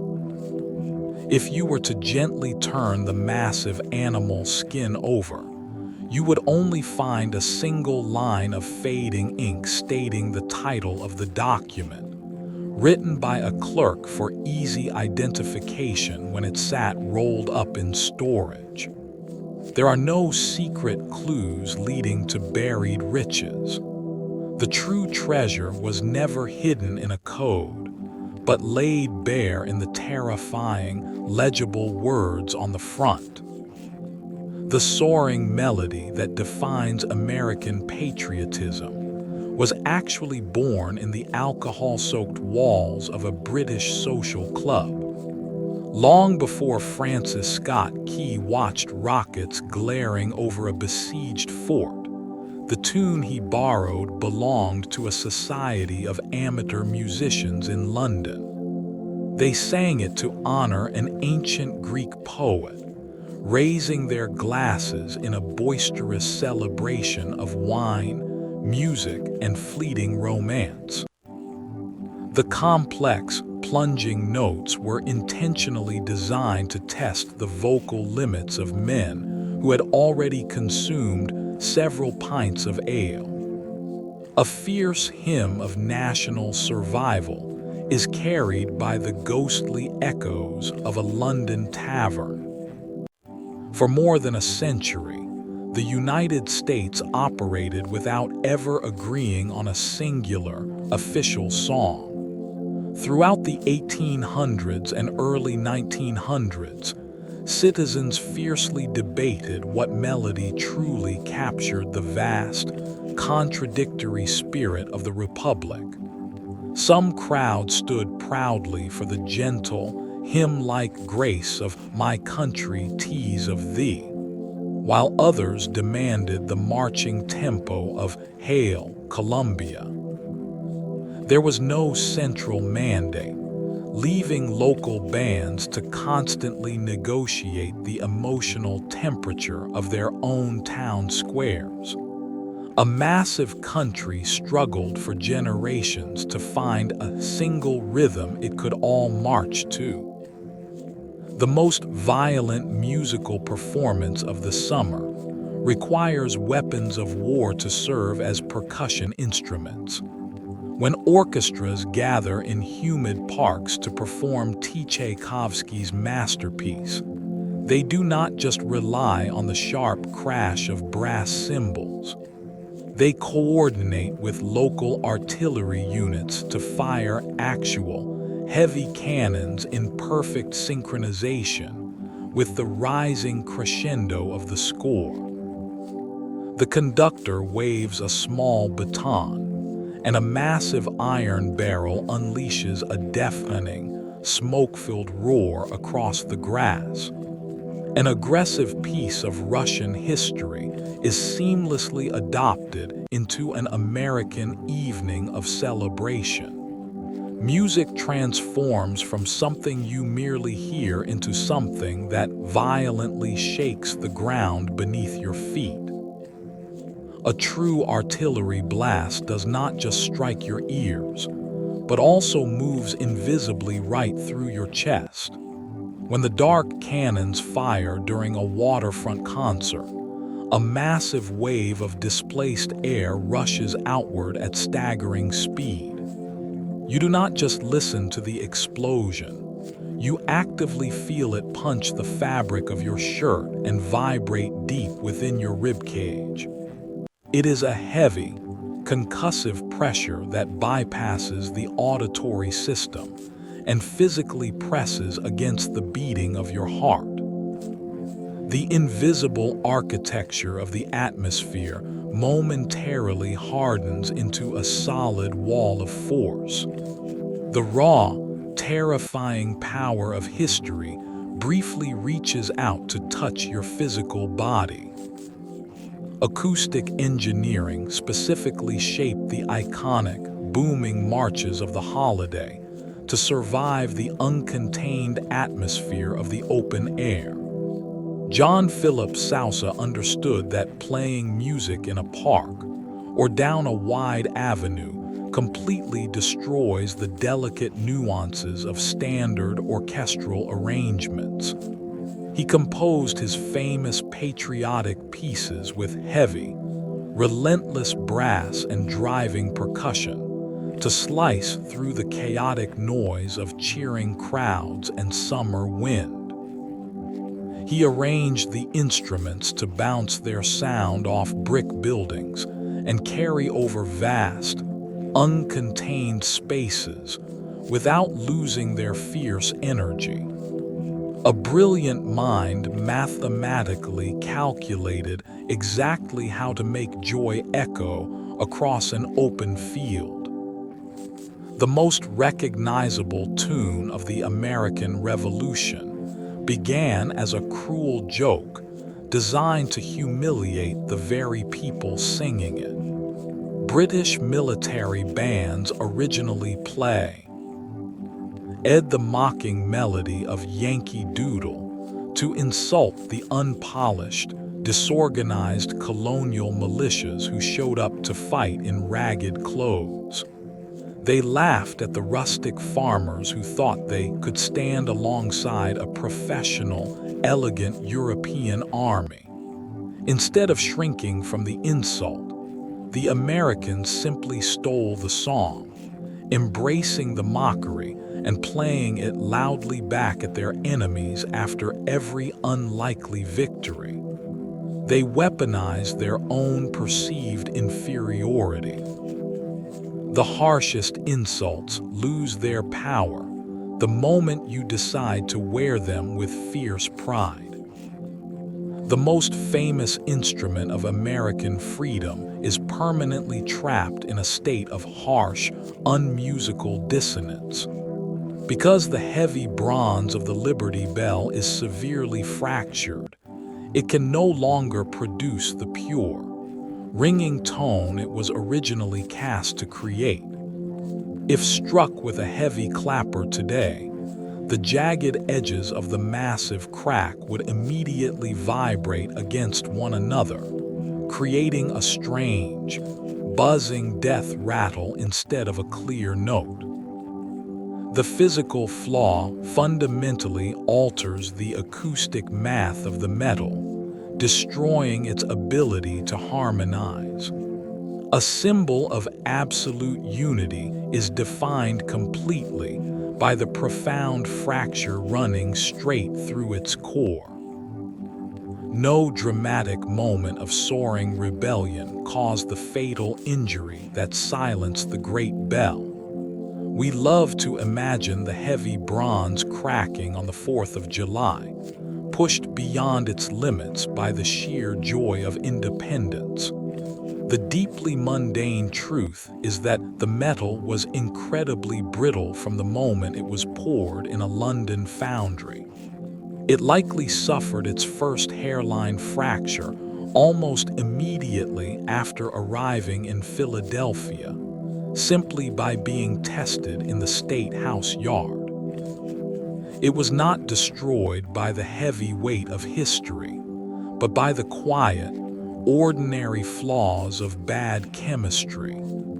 Even the most enduring legends are built on the quiet, flawed foundation of human imperfection. The centerpiece of a loud, boisterous holiday spends the entire day wrapped in extreme protective silence. While fireworks detonate and bands march, the curators of the Liberty Bell refuse to let its heavy clapper swing. On the modern 4th of July, the ancient metal is treated with the gentle reverence owed to a fragile, dying patient. At exactly 2 in the afternoon, descendants of the original signers step forward to lightly tap the bronze with their bare hands, producing only a muffled, dull thud.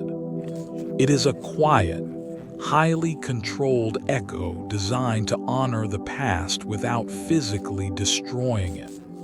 Sometimes the most powerful way to acknowledge a legacy is to refuse to let it make a sound.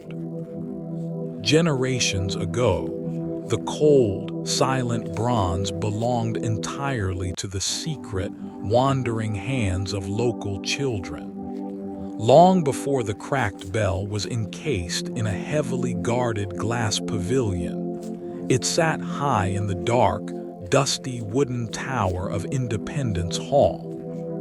Throughout the 19th century, curious kids from the surrounding neighborhoods would sneak past the sleeping watchman, climbing the creaking stairs just to sit quietly beside the heavy metal.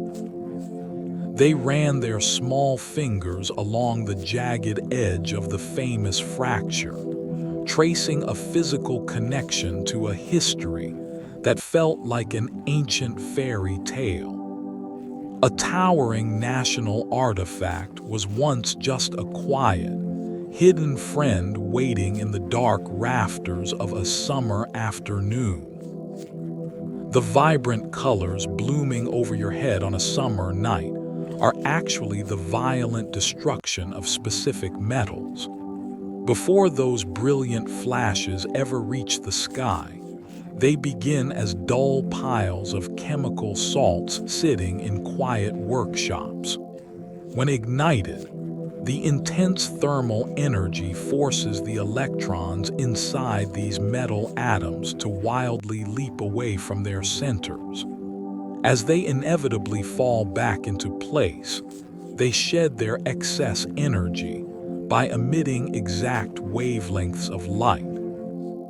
A fleeting moment of beauty, is simply the visible sigh of an atom returning to rest.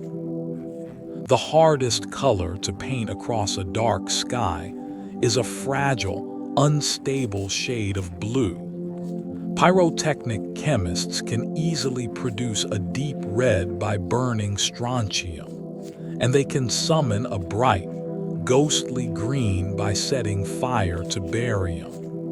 But creating a perfect blue requires heating copper compounds to a terrifyingly precise temperature, an exact thermal window that is incredibly difficult to maintain in midair. If the explosion burns just a fraction too hot, the copper instantly washes out into a blinding, featureless white. The most captivating visual moments often require balancing right on the razor edge of complete failure. A massive aerial explosion is not a chaotic accident, but a meticulously organized sphere of handmade architecture. The heavy cardboard shells fired into the night are tightly packed with hundreds of small, individually rolled clay spheres known as stars. Each individual star is carefully coated in gunpowder and arranged by human hands in precise geometric patterns inside the casing. When the central burst charge finally ignites miles above the Earth, it pushes those tiny spheres outward in perfectly calculated symmetry. The sprawling chaos you see above you is actually a hidden masterpiece of absolute, rigid order. The physics of the atmosphere forces you to experience the visual beauty of a firework long before you ever feel its physical weight. When a shell detonates high over a glassy, dark lake, the blinding flash of light races down to your eyes almost instantaneously. But the heavy, rolling crack of the explosion must drag itself through the thick summer air, traveling nearly 1,000,000 times slower than the light it chased. You sit in the grass, watching the golden sparks completely vanish into the dark, entirely suspended in an eerie, quiet anticipation. For a few beautiful seconds, you exist completely outside the synchrony of the universe, waiting for the sound of the past to finally reach you. The most famous competitive eating spectacle of the holiday is anchored entirely to a brilliant corporate lie. Every summer, thousands of people gather to watch the chaotic, massive hot dog eating contest at Coney Island, believing it honors a patriotic dispute between immigrants in 1916. The truth is that the founders of the event completely fabricated that historical origin story in the 1970s as a clever marketing stunt to sell more food. They spun a myth out of thin air, and the eager public simply accepted it as an ancient, unbreakable tradition. We are so desperate for shared rituals that we will willingly turn a clever advertisement into sacred history. The collective appetite of a celebrating nation operates on a scale that defies logical comprehension. On a single summer afternoon, Americans will consume approximately 150 million hot dogs across countless backyards and public parks. If you were to link that sheer volume of processed meat end to end, the chain would stretch from Lowe's Angels to Washington, D.C. more than 5 times over.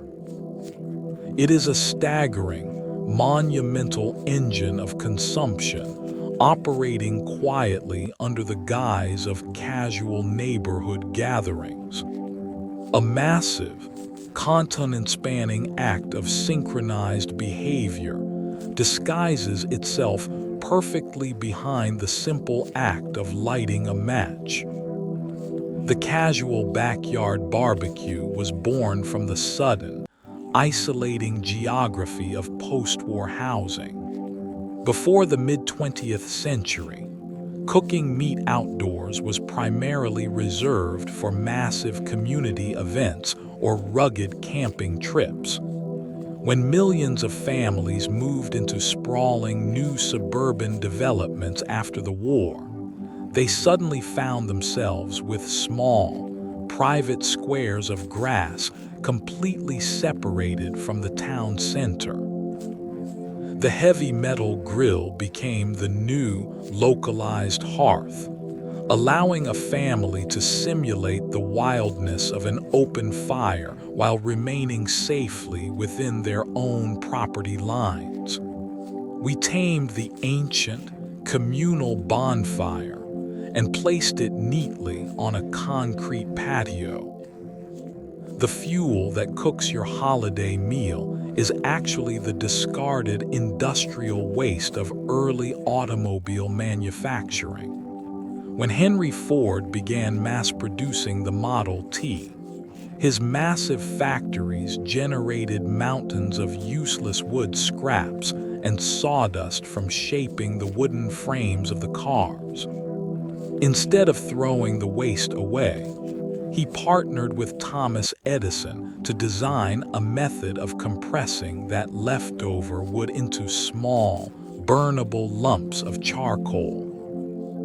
They heavily marketed these dark briquettes to the public, single-handedly creating the modern culture of backyard grilling just to solve a factory disposal problem. Your quiet summer evening is powered by the forgotten scraps of the Industrial Revolution. Your brain permanently binds the abstract concept of patriotism to a very specific cocktail of airborne molecules. As you step outside on the 4th of July, your olfactory receptors are instantly flooded with the sharp tang of burnt sulfur, the rich caramelization of charred meat, and the damp sweetness of freshly cut grass. This unique combination of heavy scents only occurs simultaneously on this exact day of the year. Your mind instantly bypasses logic and plunges directly into deep, emotional nostalgia, unlocking memories of childhood summers before you even realize you are remembering them. We breathe in the present evening and instantly exhale a lifetime of warm, fading summers. The most beautiful part of the holiday is the agonizingly slow refusal of the sun to actually set. Because the 4th of July arrives just shortly after the summer solstice, the northern hemisphere is still heavily tilted toward the burning center of our solar system. The evening does not arrive quickly, but rather stretches out into a long, drawn-out twilight that paints the horizon in soft purples and bruised oranges for hours. It is a lingering, hesitant transition, keeping the world suspended in a glowing threshold between the heat of the day and the relief of the night. The earth itself seems completely unwilling to let the vibrant celebration slip away into the dark. The largest 4th of July party on Earth outside of American borders unfolds in a place completely disconnected from the revolution. Deep in the heather-covered hills of northern Denmark, a sprawling natural amphitheater known as Rebuild Bakker fills with thousands of cheering people every summer. They are not expatriates, But native Danes who gather to listen to soaring speeches and brass bands playing familiar, patriotic marches. They eat traditional foods, wave small flags, and celebrate a document that has absolutely no legal bearing on their own lives. We are strange, beautiful creatures capable of fiercely celebrating the independence of a world we do not actually inhabit. A profound sense of geographical loss drives this massive European festival. During the late 19th century, grinding poverty forced nearly 10% of the entire Danish population to pack their scarce belongings and sail away to the American Midwest. The families left behind in the quiet agricultural villages felt the devastating, permanent absence of their brothers and sisters. They established the rebuild gathering as a physical, designated space to honor the distant lives their loved ones were building in a foreign wilderness. The joyful music echoing through the Danish hills is actually a deeply disguised act of mourning for a shattered family tree. Another sovereign nation once shared this exact date as its own hard-won moment of total independence. Following the brutal devastation of the Second World War, the Philippines was finally granted its full sovereignty by the United States government on July 4th, 1946. For nearly 2 decades, the sprawling archipelago celebrated its birth on the very same day as its former occupier, creating a surreal, synchronized global holiday.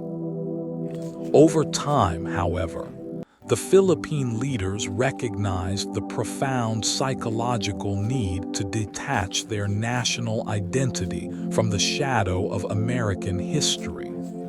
They shifted their official celebration back to June, reclaiming the original date they rebelled against the Spanish Empire. True independence eventually requires writing your own calendar entirely. How does a massive, explosive festival shrink when it is carried thousands of miles away from home? For American expatriates living in the cramped, ancient apartments of Paris, the 4th of July loses its chaotic roar and becomes a quiet, intensely intimate ritual. Without the sprawling parks or neighborhood parades, they gather on tiny wrought iron balconies overlooking the dark, curving streets of the city. They share simple meals, pass around a single bottle of wine, and light a handful of fragile, hissing sparklers in the cool night air. The roaring fire of a national holiday is reduced to a single, glowing ember held carefully in the dark. A massive monument to French industrial prowess contains a silent, structural tribute to the American Revolution. When Gustave Eiffel designed his towering iron masterpiece for the 1889 World's Fair, he was heavily inspired by the centennial of the United States. He worked closely with the men who had just finished engineering the internal skeleton of the Statue of Liberty, creating a profound, invisible lineage between the two metal giants. As the Eiffel Tower climbs into the Parisian sky, its intricate, crisscrossing iron lattice mimics the same brilliant mathematical principles used to keep the Copper Lady standing in the distant harbor. Two entirely different countries are permanently anchored to the earth using the exact same mechanical heartbeat. A small patch of French ground is legally and physically indistinguishable from the American colonies. Tucked away in a quiet, heavily shaded cemetery in Paris rests the Marquis de Lafayette, the brilliant French aristocrat who fiercely fought alongside George Washington.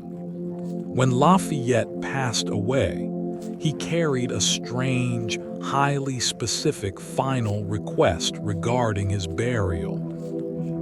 He demanded to be laid to rest entirely beneath dirt he had personally shoveled from the battlefield of Bunker Hill and shipped across the ocean in heavy wooden barrels. His casket was lowered into the dark European earth, but he was completely covered by the rugged, bloody soil of Massachusetts. A man who crossed an ocean to fight for a foreign dream ensured he would sleep inside it forever. A brilliant piece of brightly colored fabric defied the darkest, most terrifying military occupation of the 20th century. Above the quiet, imported dirt of Lafayette's grave flies a solitary American flag, a tradition maintained continuously since the end of the First World War. When the brutal machinery of the Nazi military conquered Paris, they aggressively stripped away every symbol of foreign resistance, plunging the city into a suffocating, terrifying shadow. Yet the small flag over this obscure tomb somehow survived, quietly replaced by secret, defiant hands whenever the fabric wore thin. German patrols marched directly past the cemetery gate. Tess, completely unaware that a fragile, silken banner of liberty was silently waving just out of sight. A soft piece of cloth can sometimes outlast an entire empire of steel. The most isolated celebration of the summer happens moving at 17,000 miles per hour through a freezing vacuum. Far above the atmosphere, astronauts aboard the International Space Station observe the 4th of July completely detached from the physical geography of the nation they represent. They float in a sterile, brightly lit metallic tube, entirely removed from the humid air, the scent of wood smoke, and the heavy gravity of a backyard lawn. They mark the occasion by gathering in the narrow galley, wearing casual polo shirts, and sharing a quiet moment of camaraderie while the earth spins silently below them. The explosive, chaotic energy of the holiday is completely neutralized by the pristine, floating stillness of low Earth orbit. Recreating a casual summer picnic requires agonizing, microscopic engineering when gravity is removed from the equation. You cannot simply ignite a charcoal grill or open a heavy bottle of sauce when floating inside a highly pressurized spacecraft.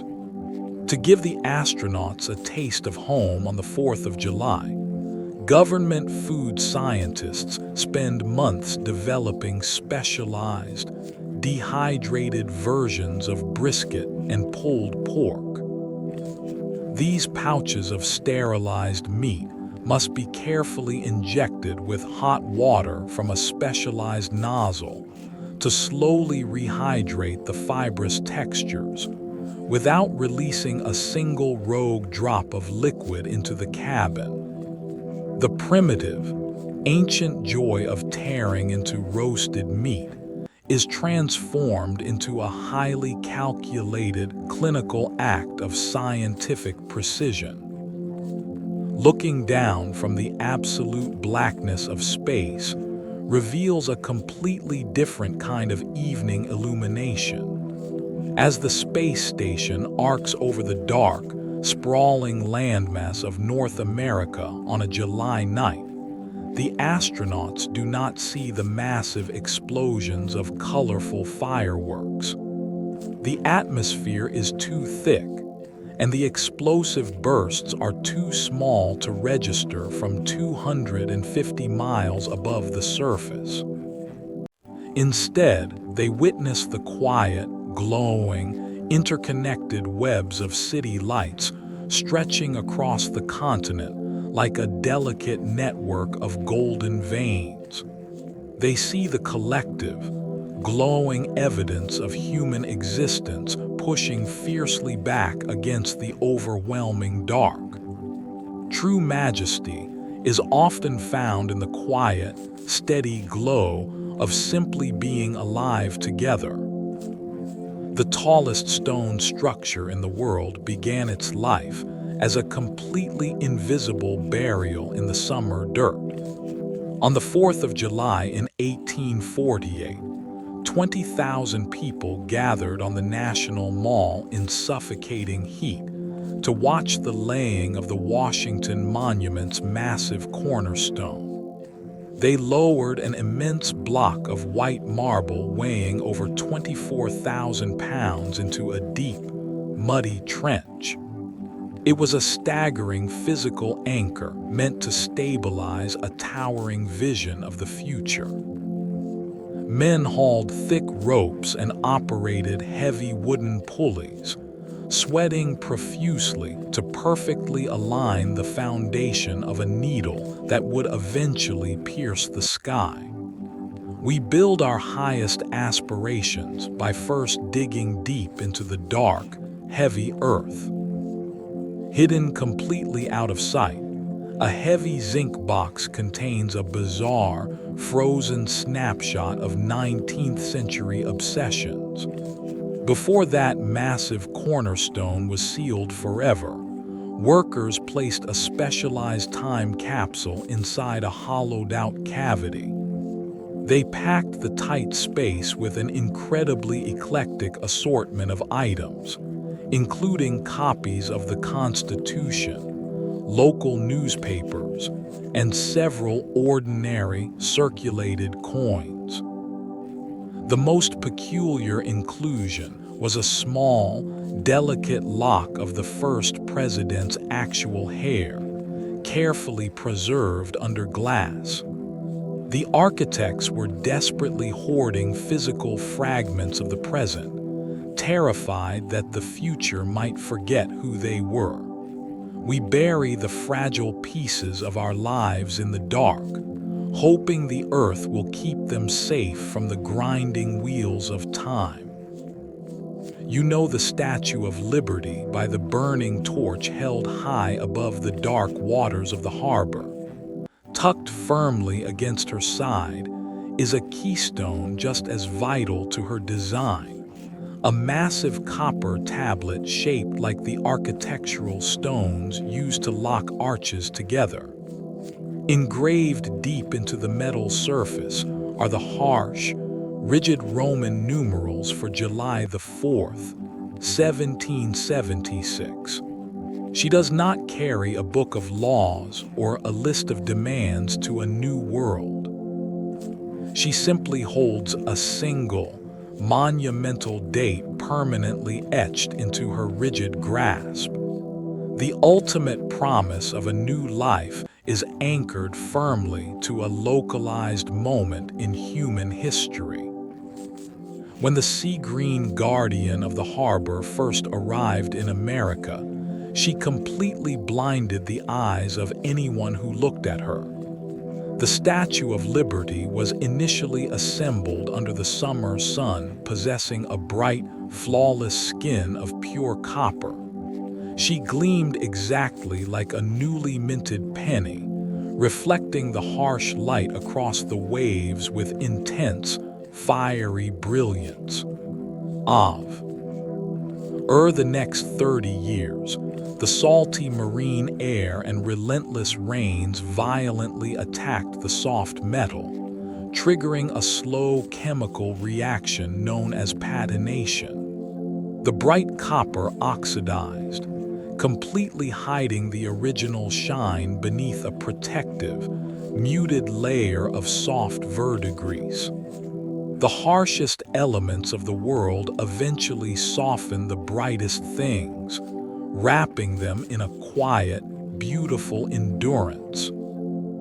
To meet a deeply arbitrary summer deadline, the most vital artery of early American commerce was violently carved through the dense wilderness. The grand opening of the Erie Canal was purposefully scheduled to align with the 4th of July in 1817. Politicians desperately wanted the massive public works project infused with the sacred, unassailable aura of the Revolution. To satisfy this artificial calendar date, thousands of immigrant laborers swung heavy iron pickaxes into the unforgiving earth of upstate New York. They blasted through solid rock and waded through mosquito-choked swamps just to ensure the first shovelful of dirt was turned on the correct day. We twist the rugged, wild landscape of the earth to fit the rigid, invisible boundaries of a calendar. Our psychological need to celebrate on specific days heavily scars the physical shape of the continent. A vast network of bridges and railways across the nation owe their physical existence to the frantic rush of summer holidays. City planners consistently force exhausted construction crews to accelerate their dangerous work, demanding that ribbons be cut while the brass bands are already gathered for the 4th of July. The wet concrete of new highways cures in the blistering heat of early July simply because politicians crave the roaring approval of a patriotic crowd. The abstract desire for a perfect festival dictates exactly when the heavy iron girders of a society are finally bolted into place. Our massive structures of steel are quietly bent by the gravity of a single, fleeting afternoon. Deep inside the solid granite of Mount Rushmore lies a massive, hollowed-out vault meant to explain humanity that sits completely abandoned. Tucked quietly out of sight behind the colossal face of Abraham Lincoln, you will find a rough, unfinished cavern. The sculptor originally envisioned a grand hall of records, a soaring architectural sanctuary designed to hold copies of the Declaration of Independence and other sacred national artifacts. He blasted a massive tunnel straight into the mountain, dreaming of an eternal time capsule carved into the very bones of the earth. The funds evaporated, and the heavy pneumatic drills fell completely silent, leaving behind an empty, echoing cave. The grandest visions of immortality often end as dark, quiet holes in the side of a mountain.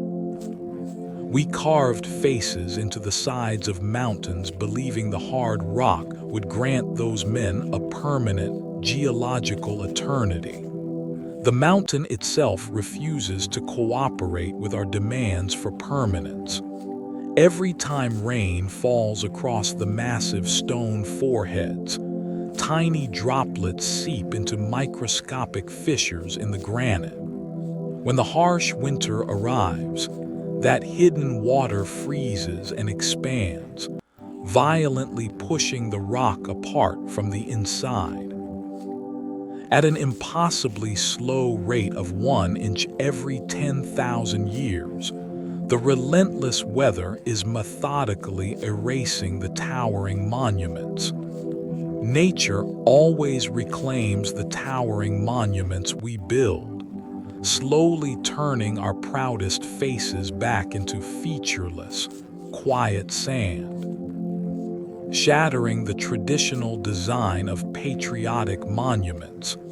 A literal wound in the earth became the most profound instrument of healing ever constructed. The searing heat of a Washington summer witnessed the dedication of the Vietnam Veterans Memorial on the National Mall. Instead of a towering white obelisk or a massive bronze general riding a horse, the architect simply sliced a deep, V-shaped trench into the sloping green lawn. She created a descending wall of highly polished black granite that physically sinks into the heavy ground. It offers no soaring victory narrative, only a stark, overwhelming descent into an endless ocean of individual loss. True reverence does not require looking up at the sky, but rather stepping quietly down into the dark. The deepest emotional connection to a war is found entirely in the tactile friction of human fingertips against cold rock. When you stand before that sprawling black wall, the names of the fallen are not just meant to be read from a distance. The letters are deeply sandblasted into the reflective surface, creating a physical texture that demands to be touched. Visitors instinctively reach out, pressing thin sheets of paper against the stone and rubbing soft graphite over the jagged edges of a specific name. They capture a fragile impression of a person they desperately miss, transferring the hard reality of the granite into something soft enough to carry home. We trace the rough edges of the dead, trying to pull a fleeting memory back from the heavy silence of the stone. Millions of fragile, orange-winged insects are currently engaged in a massive, silent journey right above your head. During the warm weeks of early July, the monarch butterfly reaches the peak of its instinctual, generational migration. These delicate creatures navigate thousands of miles of open air, completely untethered from any map or visible landmark. They ride the thermal currents of the heavy summer heat, drifting softly over roaring highways and crowded neighborhood parades. Their brains, no larger than a tiny seed, contain a flawless, inherited compass guiding them toward a destination they have never seen. The most epic odysseys are often undertaken by the most delicate creatures, traveling entirely without a sound.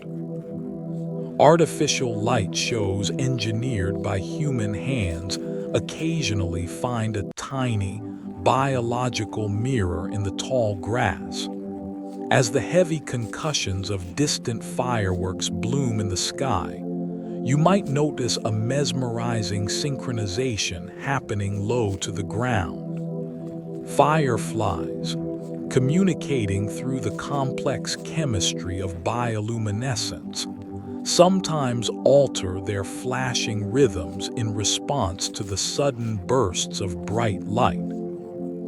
The insects mistake the falling, glowing embers of a magnesium shell for the signaling of a massive, glowing swarm. They pulse their tiny lanterns in the humid darkness, desperately trying to answer the colossal, fiery calling of a chemical explosion. A quiet, living galaxy attempts to speak directly to the loud, burning stars we throw into the night. Deep within the canopy of the trees, the suffocating heat of a July afternoon carries its own deafening soundtrack. Thousands of cicadas wake up to violently vibrate specialized membranes on their abdomens, creating a continuous mechanical droning. This electric hum requires the specific, sweltering temperatures of midsummer to reach its peak frequency. The insects act as a living thermometer, their collective singing growing louder and more frantic as the mercury climbs higher into the red. It is a wall of sound that physically presses against your ears, saturating the heavy air with an ancient, biological rhythm. The blinding heat of the sun is translated directly into an inescapable, throbbing chorus of survival. Certain vibrant explosions of color in the summer garden are engineered to die before the holiday is even over. The delicate, arching petals of the daylily are bound to an incredibly strict, unforgiving biological clock. As the sun rises on the morning of a summer festival, the bud spirals open to reveal a brilliant, trumpet-shaped bloom meant to attract passing pollinators. Yet this complex, beautiful architecture exists for exactly one rotation of the Earth.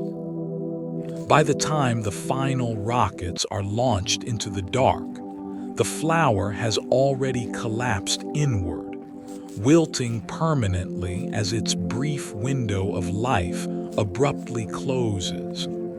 Some things are designed to burn brightly for only a single day, entirely surrendering to the dark when their purpose is fulfilled. Before a massive July thunderstorm breaks the humidity, the atmosphere often disguises its true violence as absolute peace. Just as the towering, dark clouds approach the edge of town, the wind completely stops moving.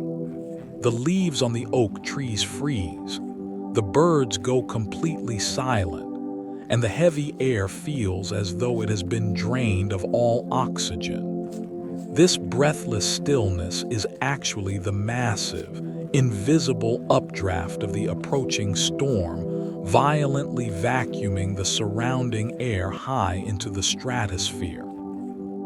You are standing in the suffocating void left behind by a towering, electrical monster gathering its breath.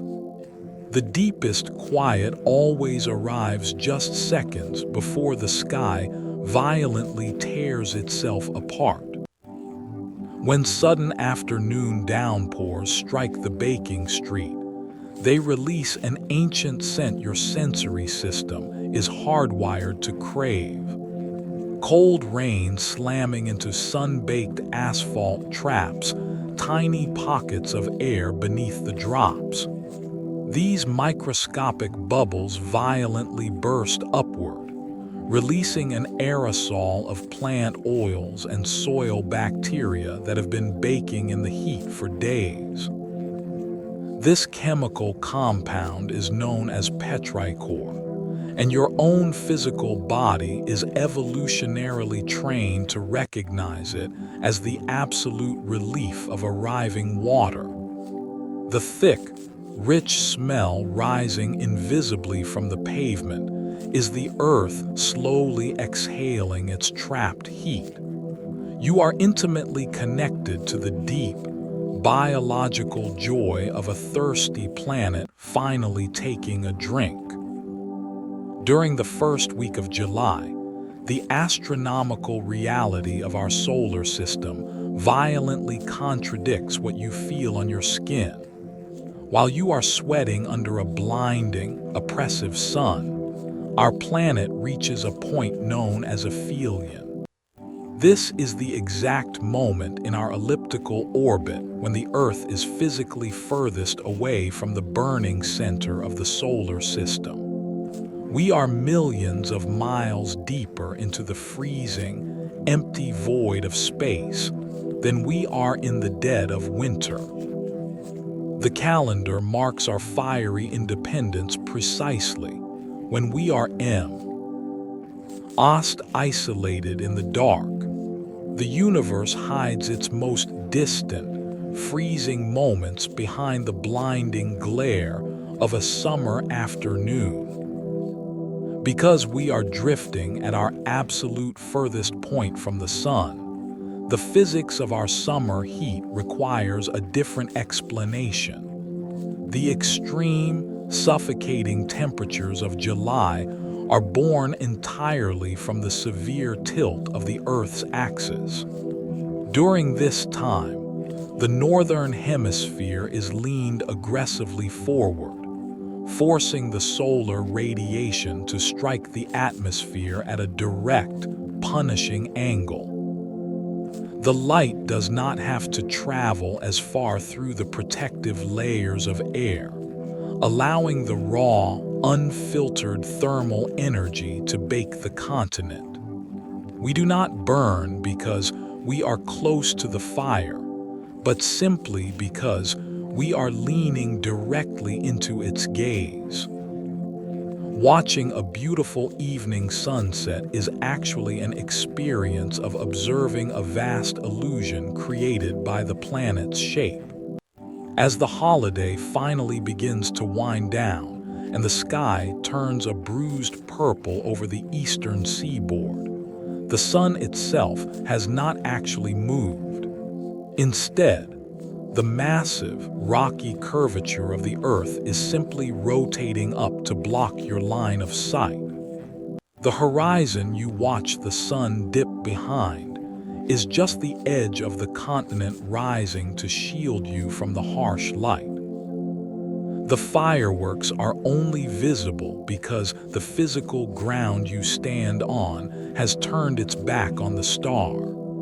The dark of the night is simply the shadow of your own world falling gently across your face.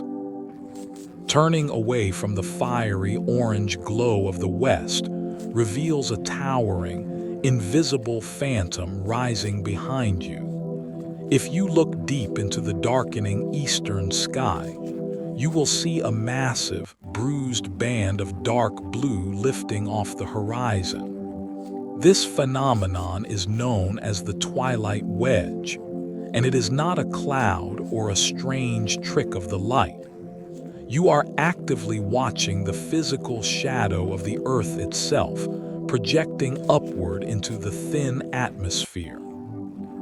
It is a colossal, three-dimensional void of light sweeping silently over your head as the planet rotates. We end the longest days by quietly watching the immense weight of our own world paint the sky completely dark. A deeply intimate record of the holiday is scattered across the globe in thousands of fragile, folded pieces of paper.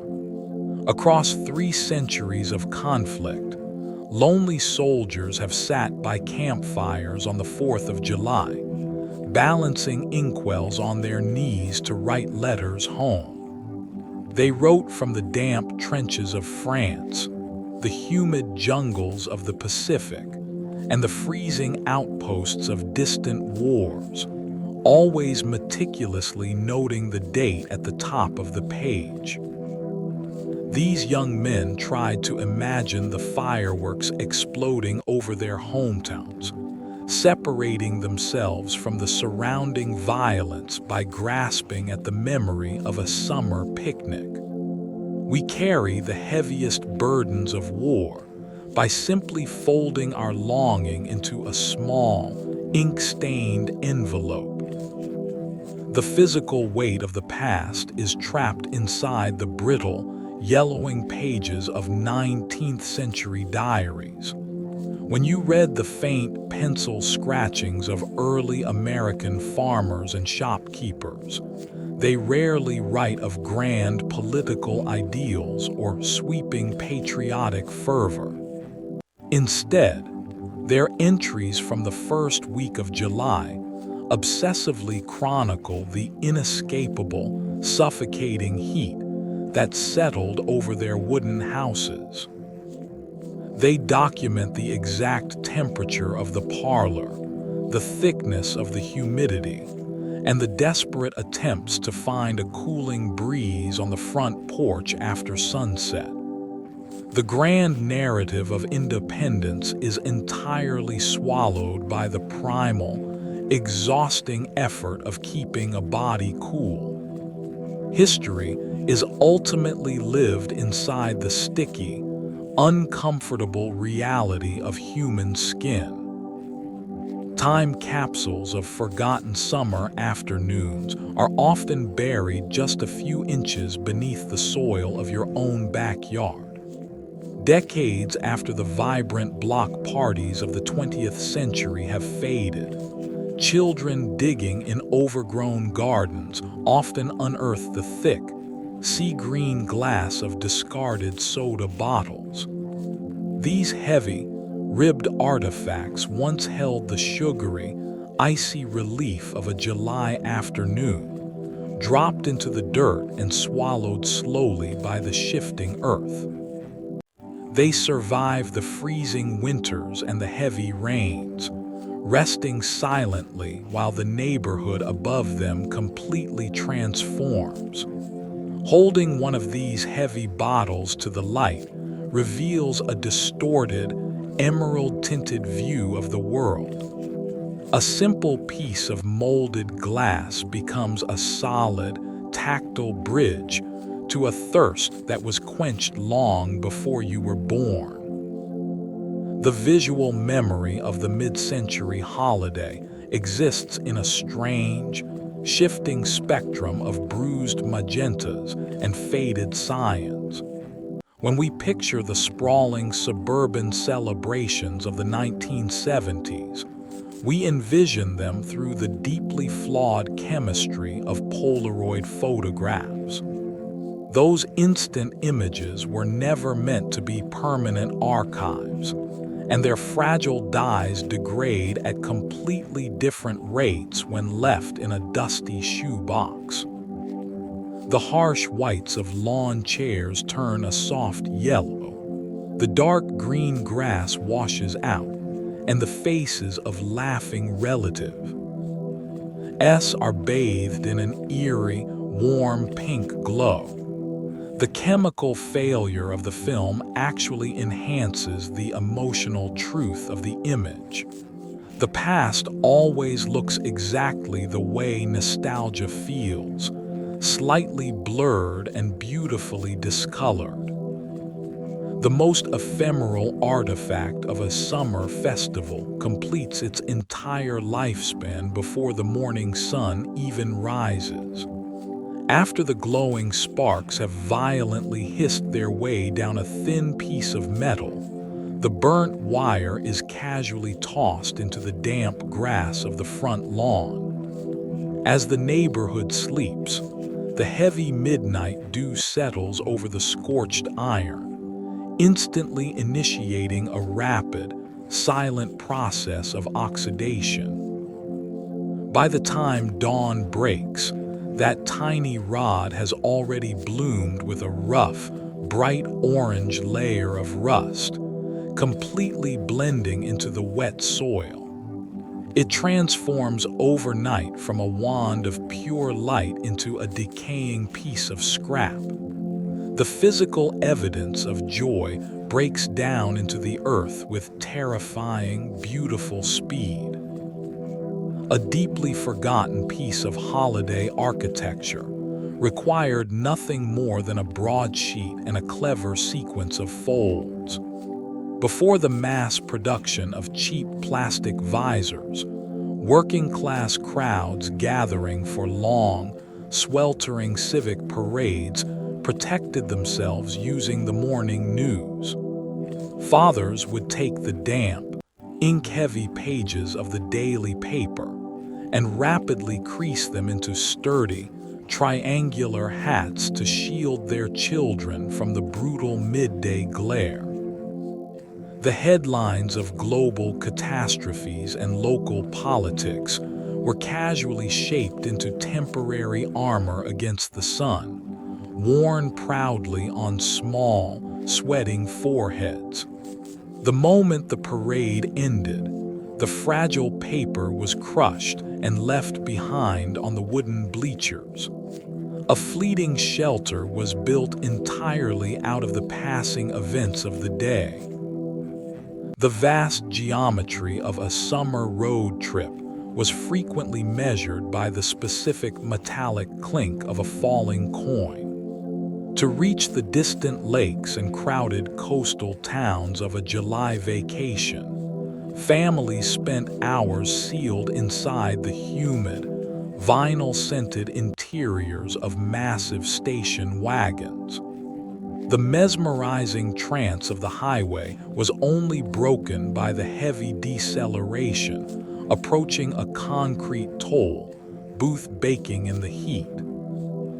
You remember the exact gravity of leaning out the window, feeling the sudden blast of hot asphalt, and dropping a heavy quarter into the worn plastic basket.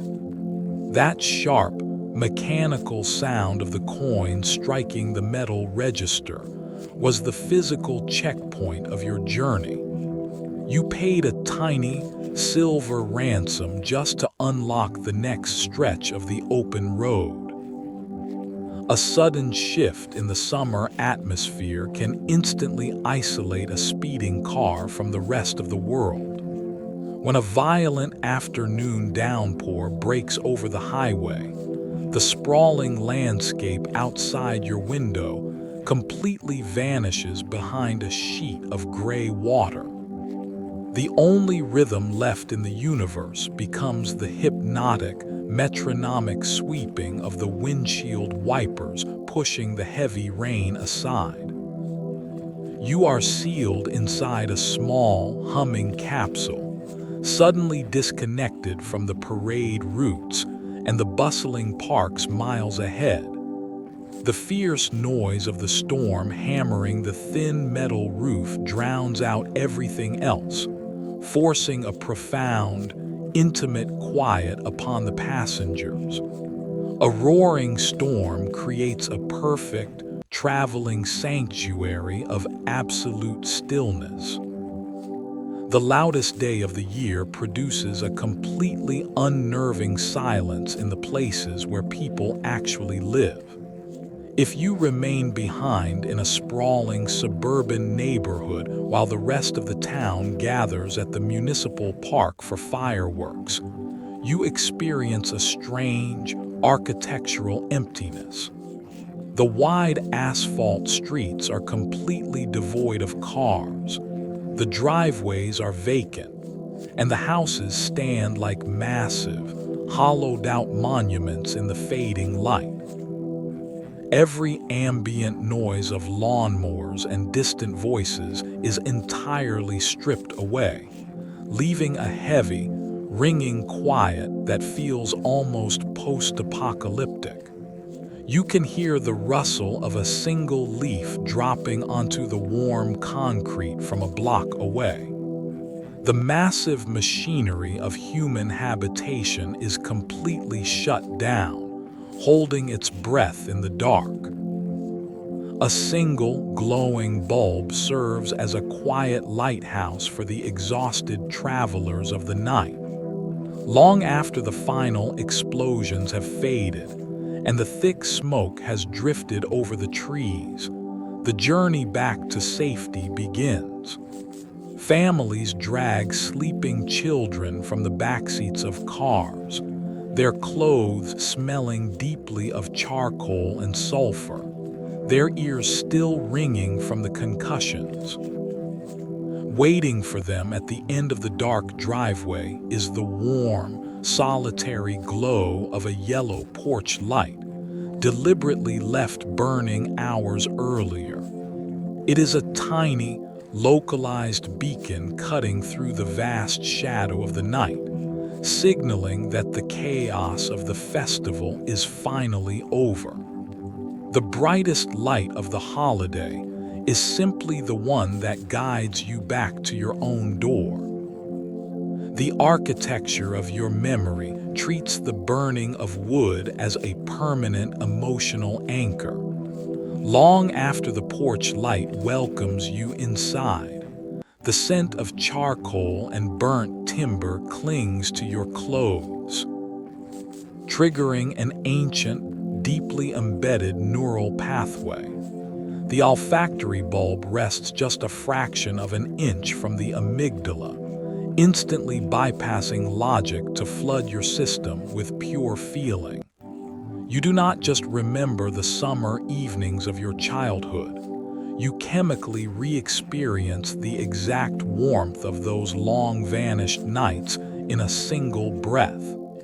A simple wisp of fading smoke holds the profound power to resurrect ghosts from the ashes. A faint rhythm carried on the wind possesses a startling ability to command your physical heartbeat. When you lie awake listening to the muffled, echoing thump of a distant bass drum drifting across town, your body instinctively attempts to align its internal pulse with the noise. It is an evolutionary echo of a time when the sound of marching feet signaled either profound safety or terrifying danger. The low, resonant frequencies of a community brass band travel easily through the walls of your home, gently pressing against the glass of your bedroom window. You are safely indoors, yet you remain intimately tethered to the slow, heavy breathing of the celebrating world outside. The mathematics of history are deeply misleading when measured against the span of a human life. We perceive the founding of the Republic as an impossibly distant, mythological era buried beneath centuries of dust.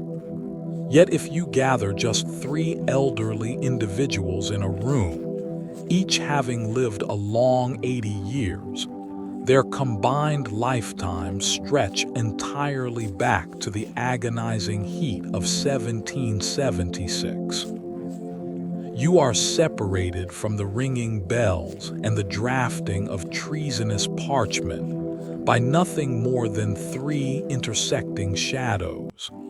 The birth of the country is not lost in the ancient past, but rests quietly just a few long strides behind you. A deeply profound historical connection often hides inside a completely artificial souvenir.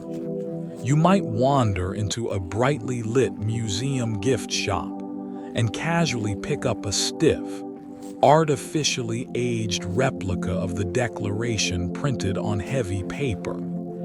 As your thumbs trace the rough, curled edges and your eyes scan the dense block of printed text, you participate in a physical ritual that the founders themselves performed.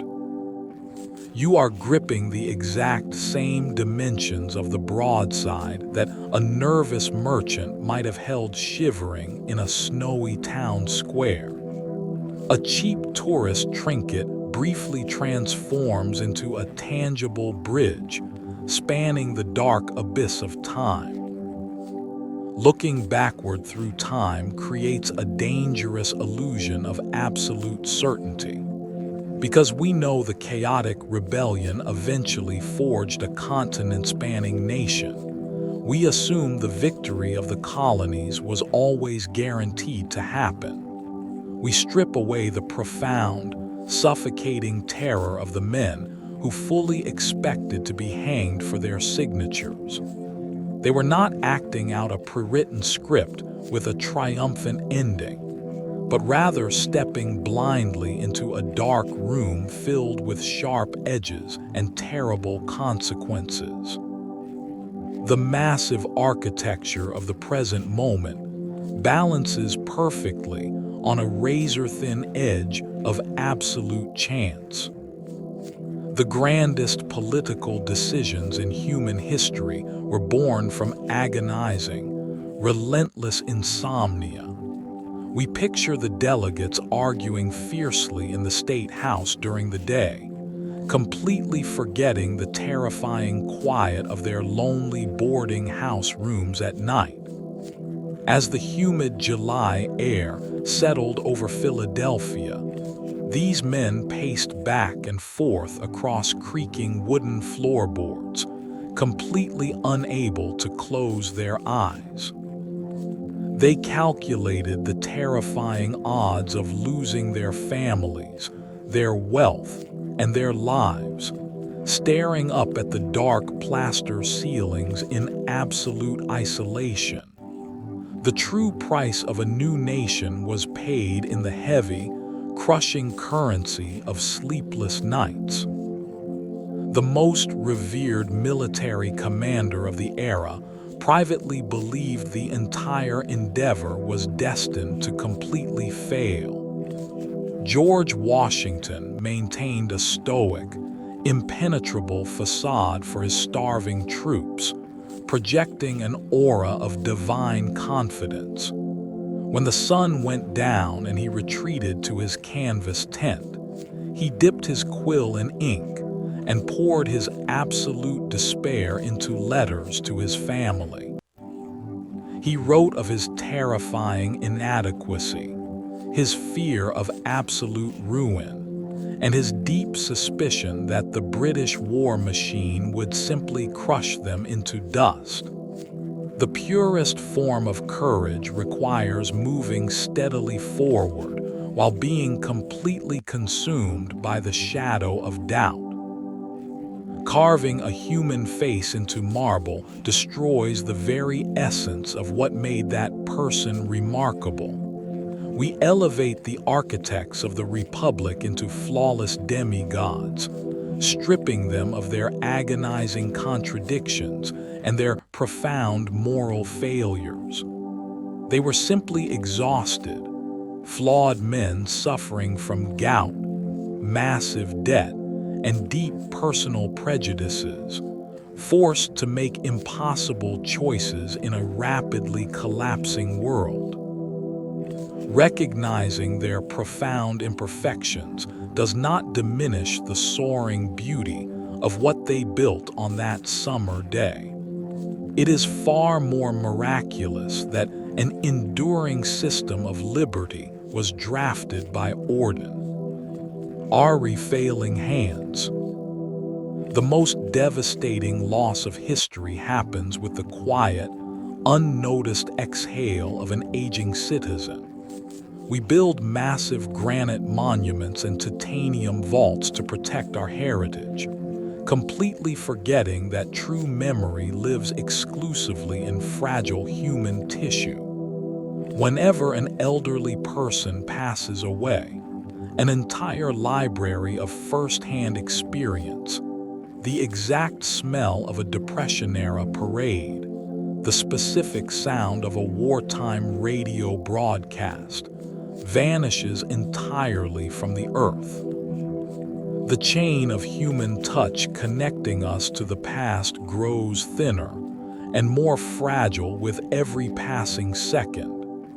The vast ocean of human history is constantly evaporating, leaving only dry pages of text behind. The desperate attempt to save a fading piece of parchment is an incredibly profound act of chronological love. Conservators spend their entire lives hunched over microscopes, carefully repairing microscopic tears in paper written by men who died centuries before they were born. They monitor the humidity, they filter the light, and they build massive vaults to protect documents they will never personally own. It is a quiet, ongoing conversation with the dead, promising those silent ghosts that their sacrifices will not be casually thrown into the dark. We gently cradle the fragile remains of yesterday to ensure someone waiting in the future knows exactly where they came from. Deep in the heart of a quieted neighborhood, the massive energy of a communal bonfire finally exhausts itself. The towering flames that cast long, frantic shadows across the grass have slowly burned down to a pile of softly glowing embers. As the dense wood loses its structural integrity, it collapses inward with a gentle, hushing sound, sending a final flutter of tiny sparks up into the dark canopy. The brilliant orange heat surrenders its ferocity, steadily cooling into a delicate layer of powdery white ash. The wild, communal fire of the afternoon simply folds in on itself, finding a quiet place to sleep in the dirt. A profound atmospheric relief begins to sweep through the dark, heavy branches of the oak trees. The suffocating, damp humidity that weighed heavily on your shoulders all afternoon is finally pushed aside by a vast, cool current of midnight air. You can physically feel the heavy pressure lifting off your skin as the gentle wind moves through the open windows, bringing with it the faint, clean scent of chilled grass. The relentless grip of the summer sun is completely broken, allowing the physical world to finally exhale the heat it has been carrying for hours. The night arrives not just as darkness, but as a soothing, tactile wave of comfort. Far off in the distance, a solitary noise briefly interrupts the settling quiet. It is the muffled, echoing pop of a single, rogue firework launched miles away by someone utterly reluctant to let the holiday end. The sound travels slowly over the darkened rooftops and empty streets, arriving at your ears not as an explosion, but as a soft, hollow thud. It is a lonely, lingering note, stripped of all its visual brilliance, sounding more like a heavy door closing softly in another room. The chaotic roar of the celebration is reduced to a single, fading heartbeat echoing across the valley. Hundreds of miles away, the grand marble halls of the nation's memory are plunged into complete, heavy darkness. The soaring rotunda of the National Archives, usually echoing with the shuffling feet and hushed whispers of thousands of visitors, sits in absolute, undisturbed stillness. No stray beam of moonlight touches the empty display cases, and the heavy air is perfectly still. The vast machinery of government and tourism has completely powered down, leaving a hollow, resonant silence hanging over the stone floors. It is an immense, institutional quiet, fiercely guarding the physical remnants of a loud, messy revolution. Deep beneath those silent marble floors, a massive mechanism hums a low, resonant note of finality.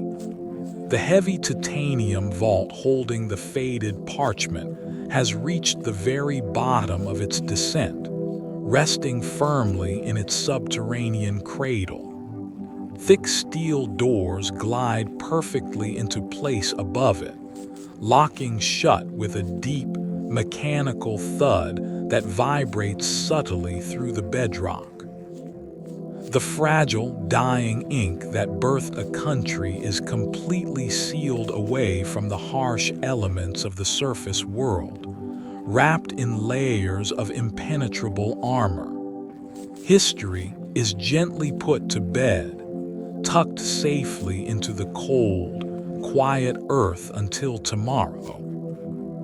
A sweeping peace settles gently over the sprawling, crushed lawns of the capital.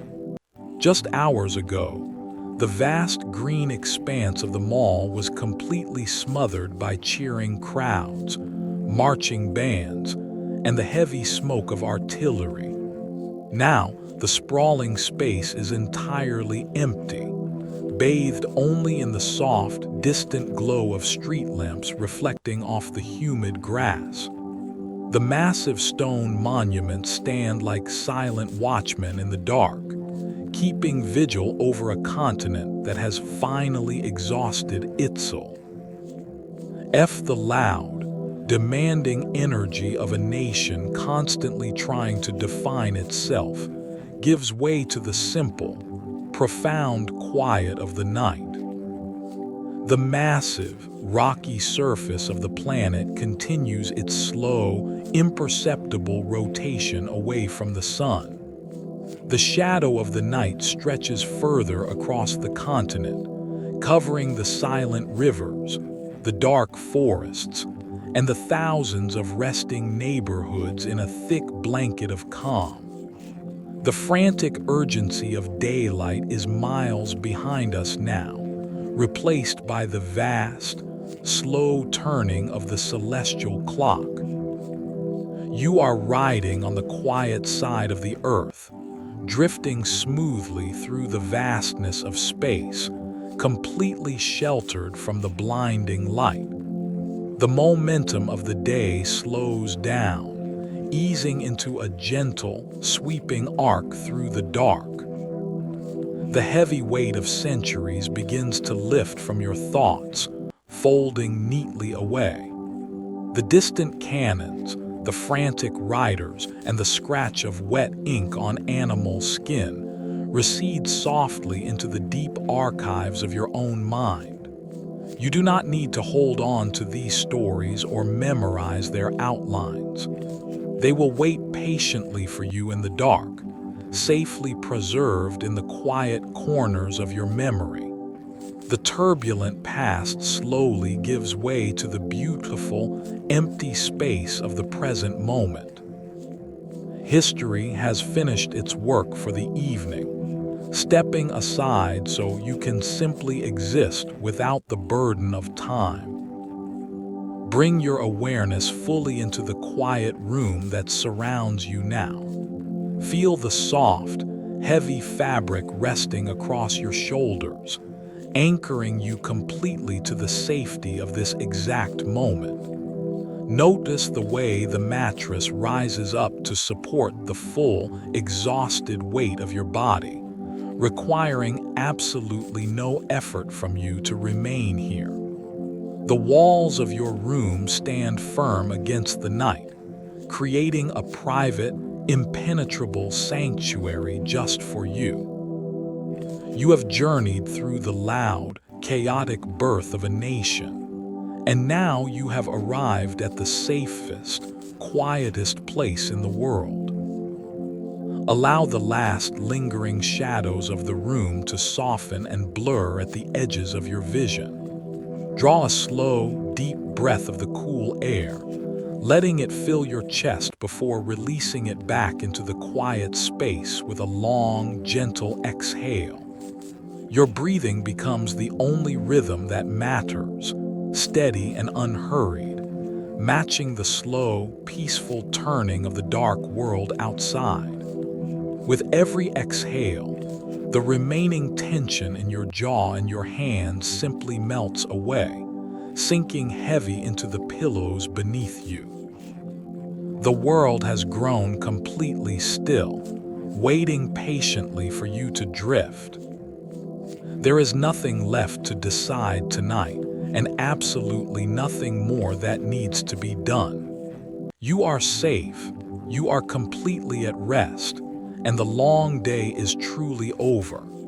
If this quiet journey brought you comfort, you might leave a gentle like or subscribe to find your way back here when the world grows too loud again. But for now, just let go. Close your eyes, release your hold on the waking hours, and fall deeply, beautifully asleep.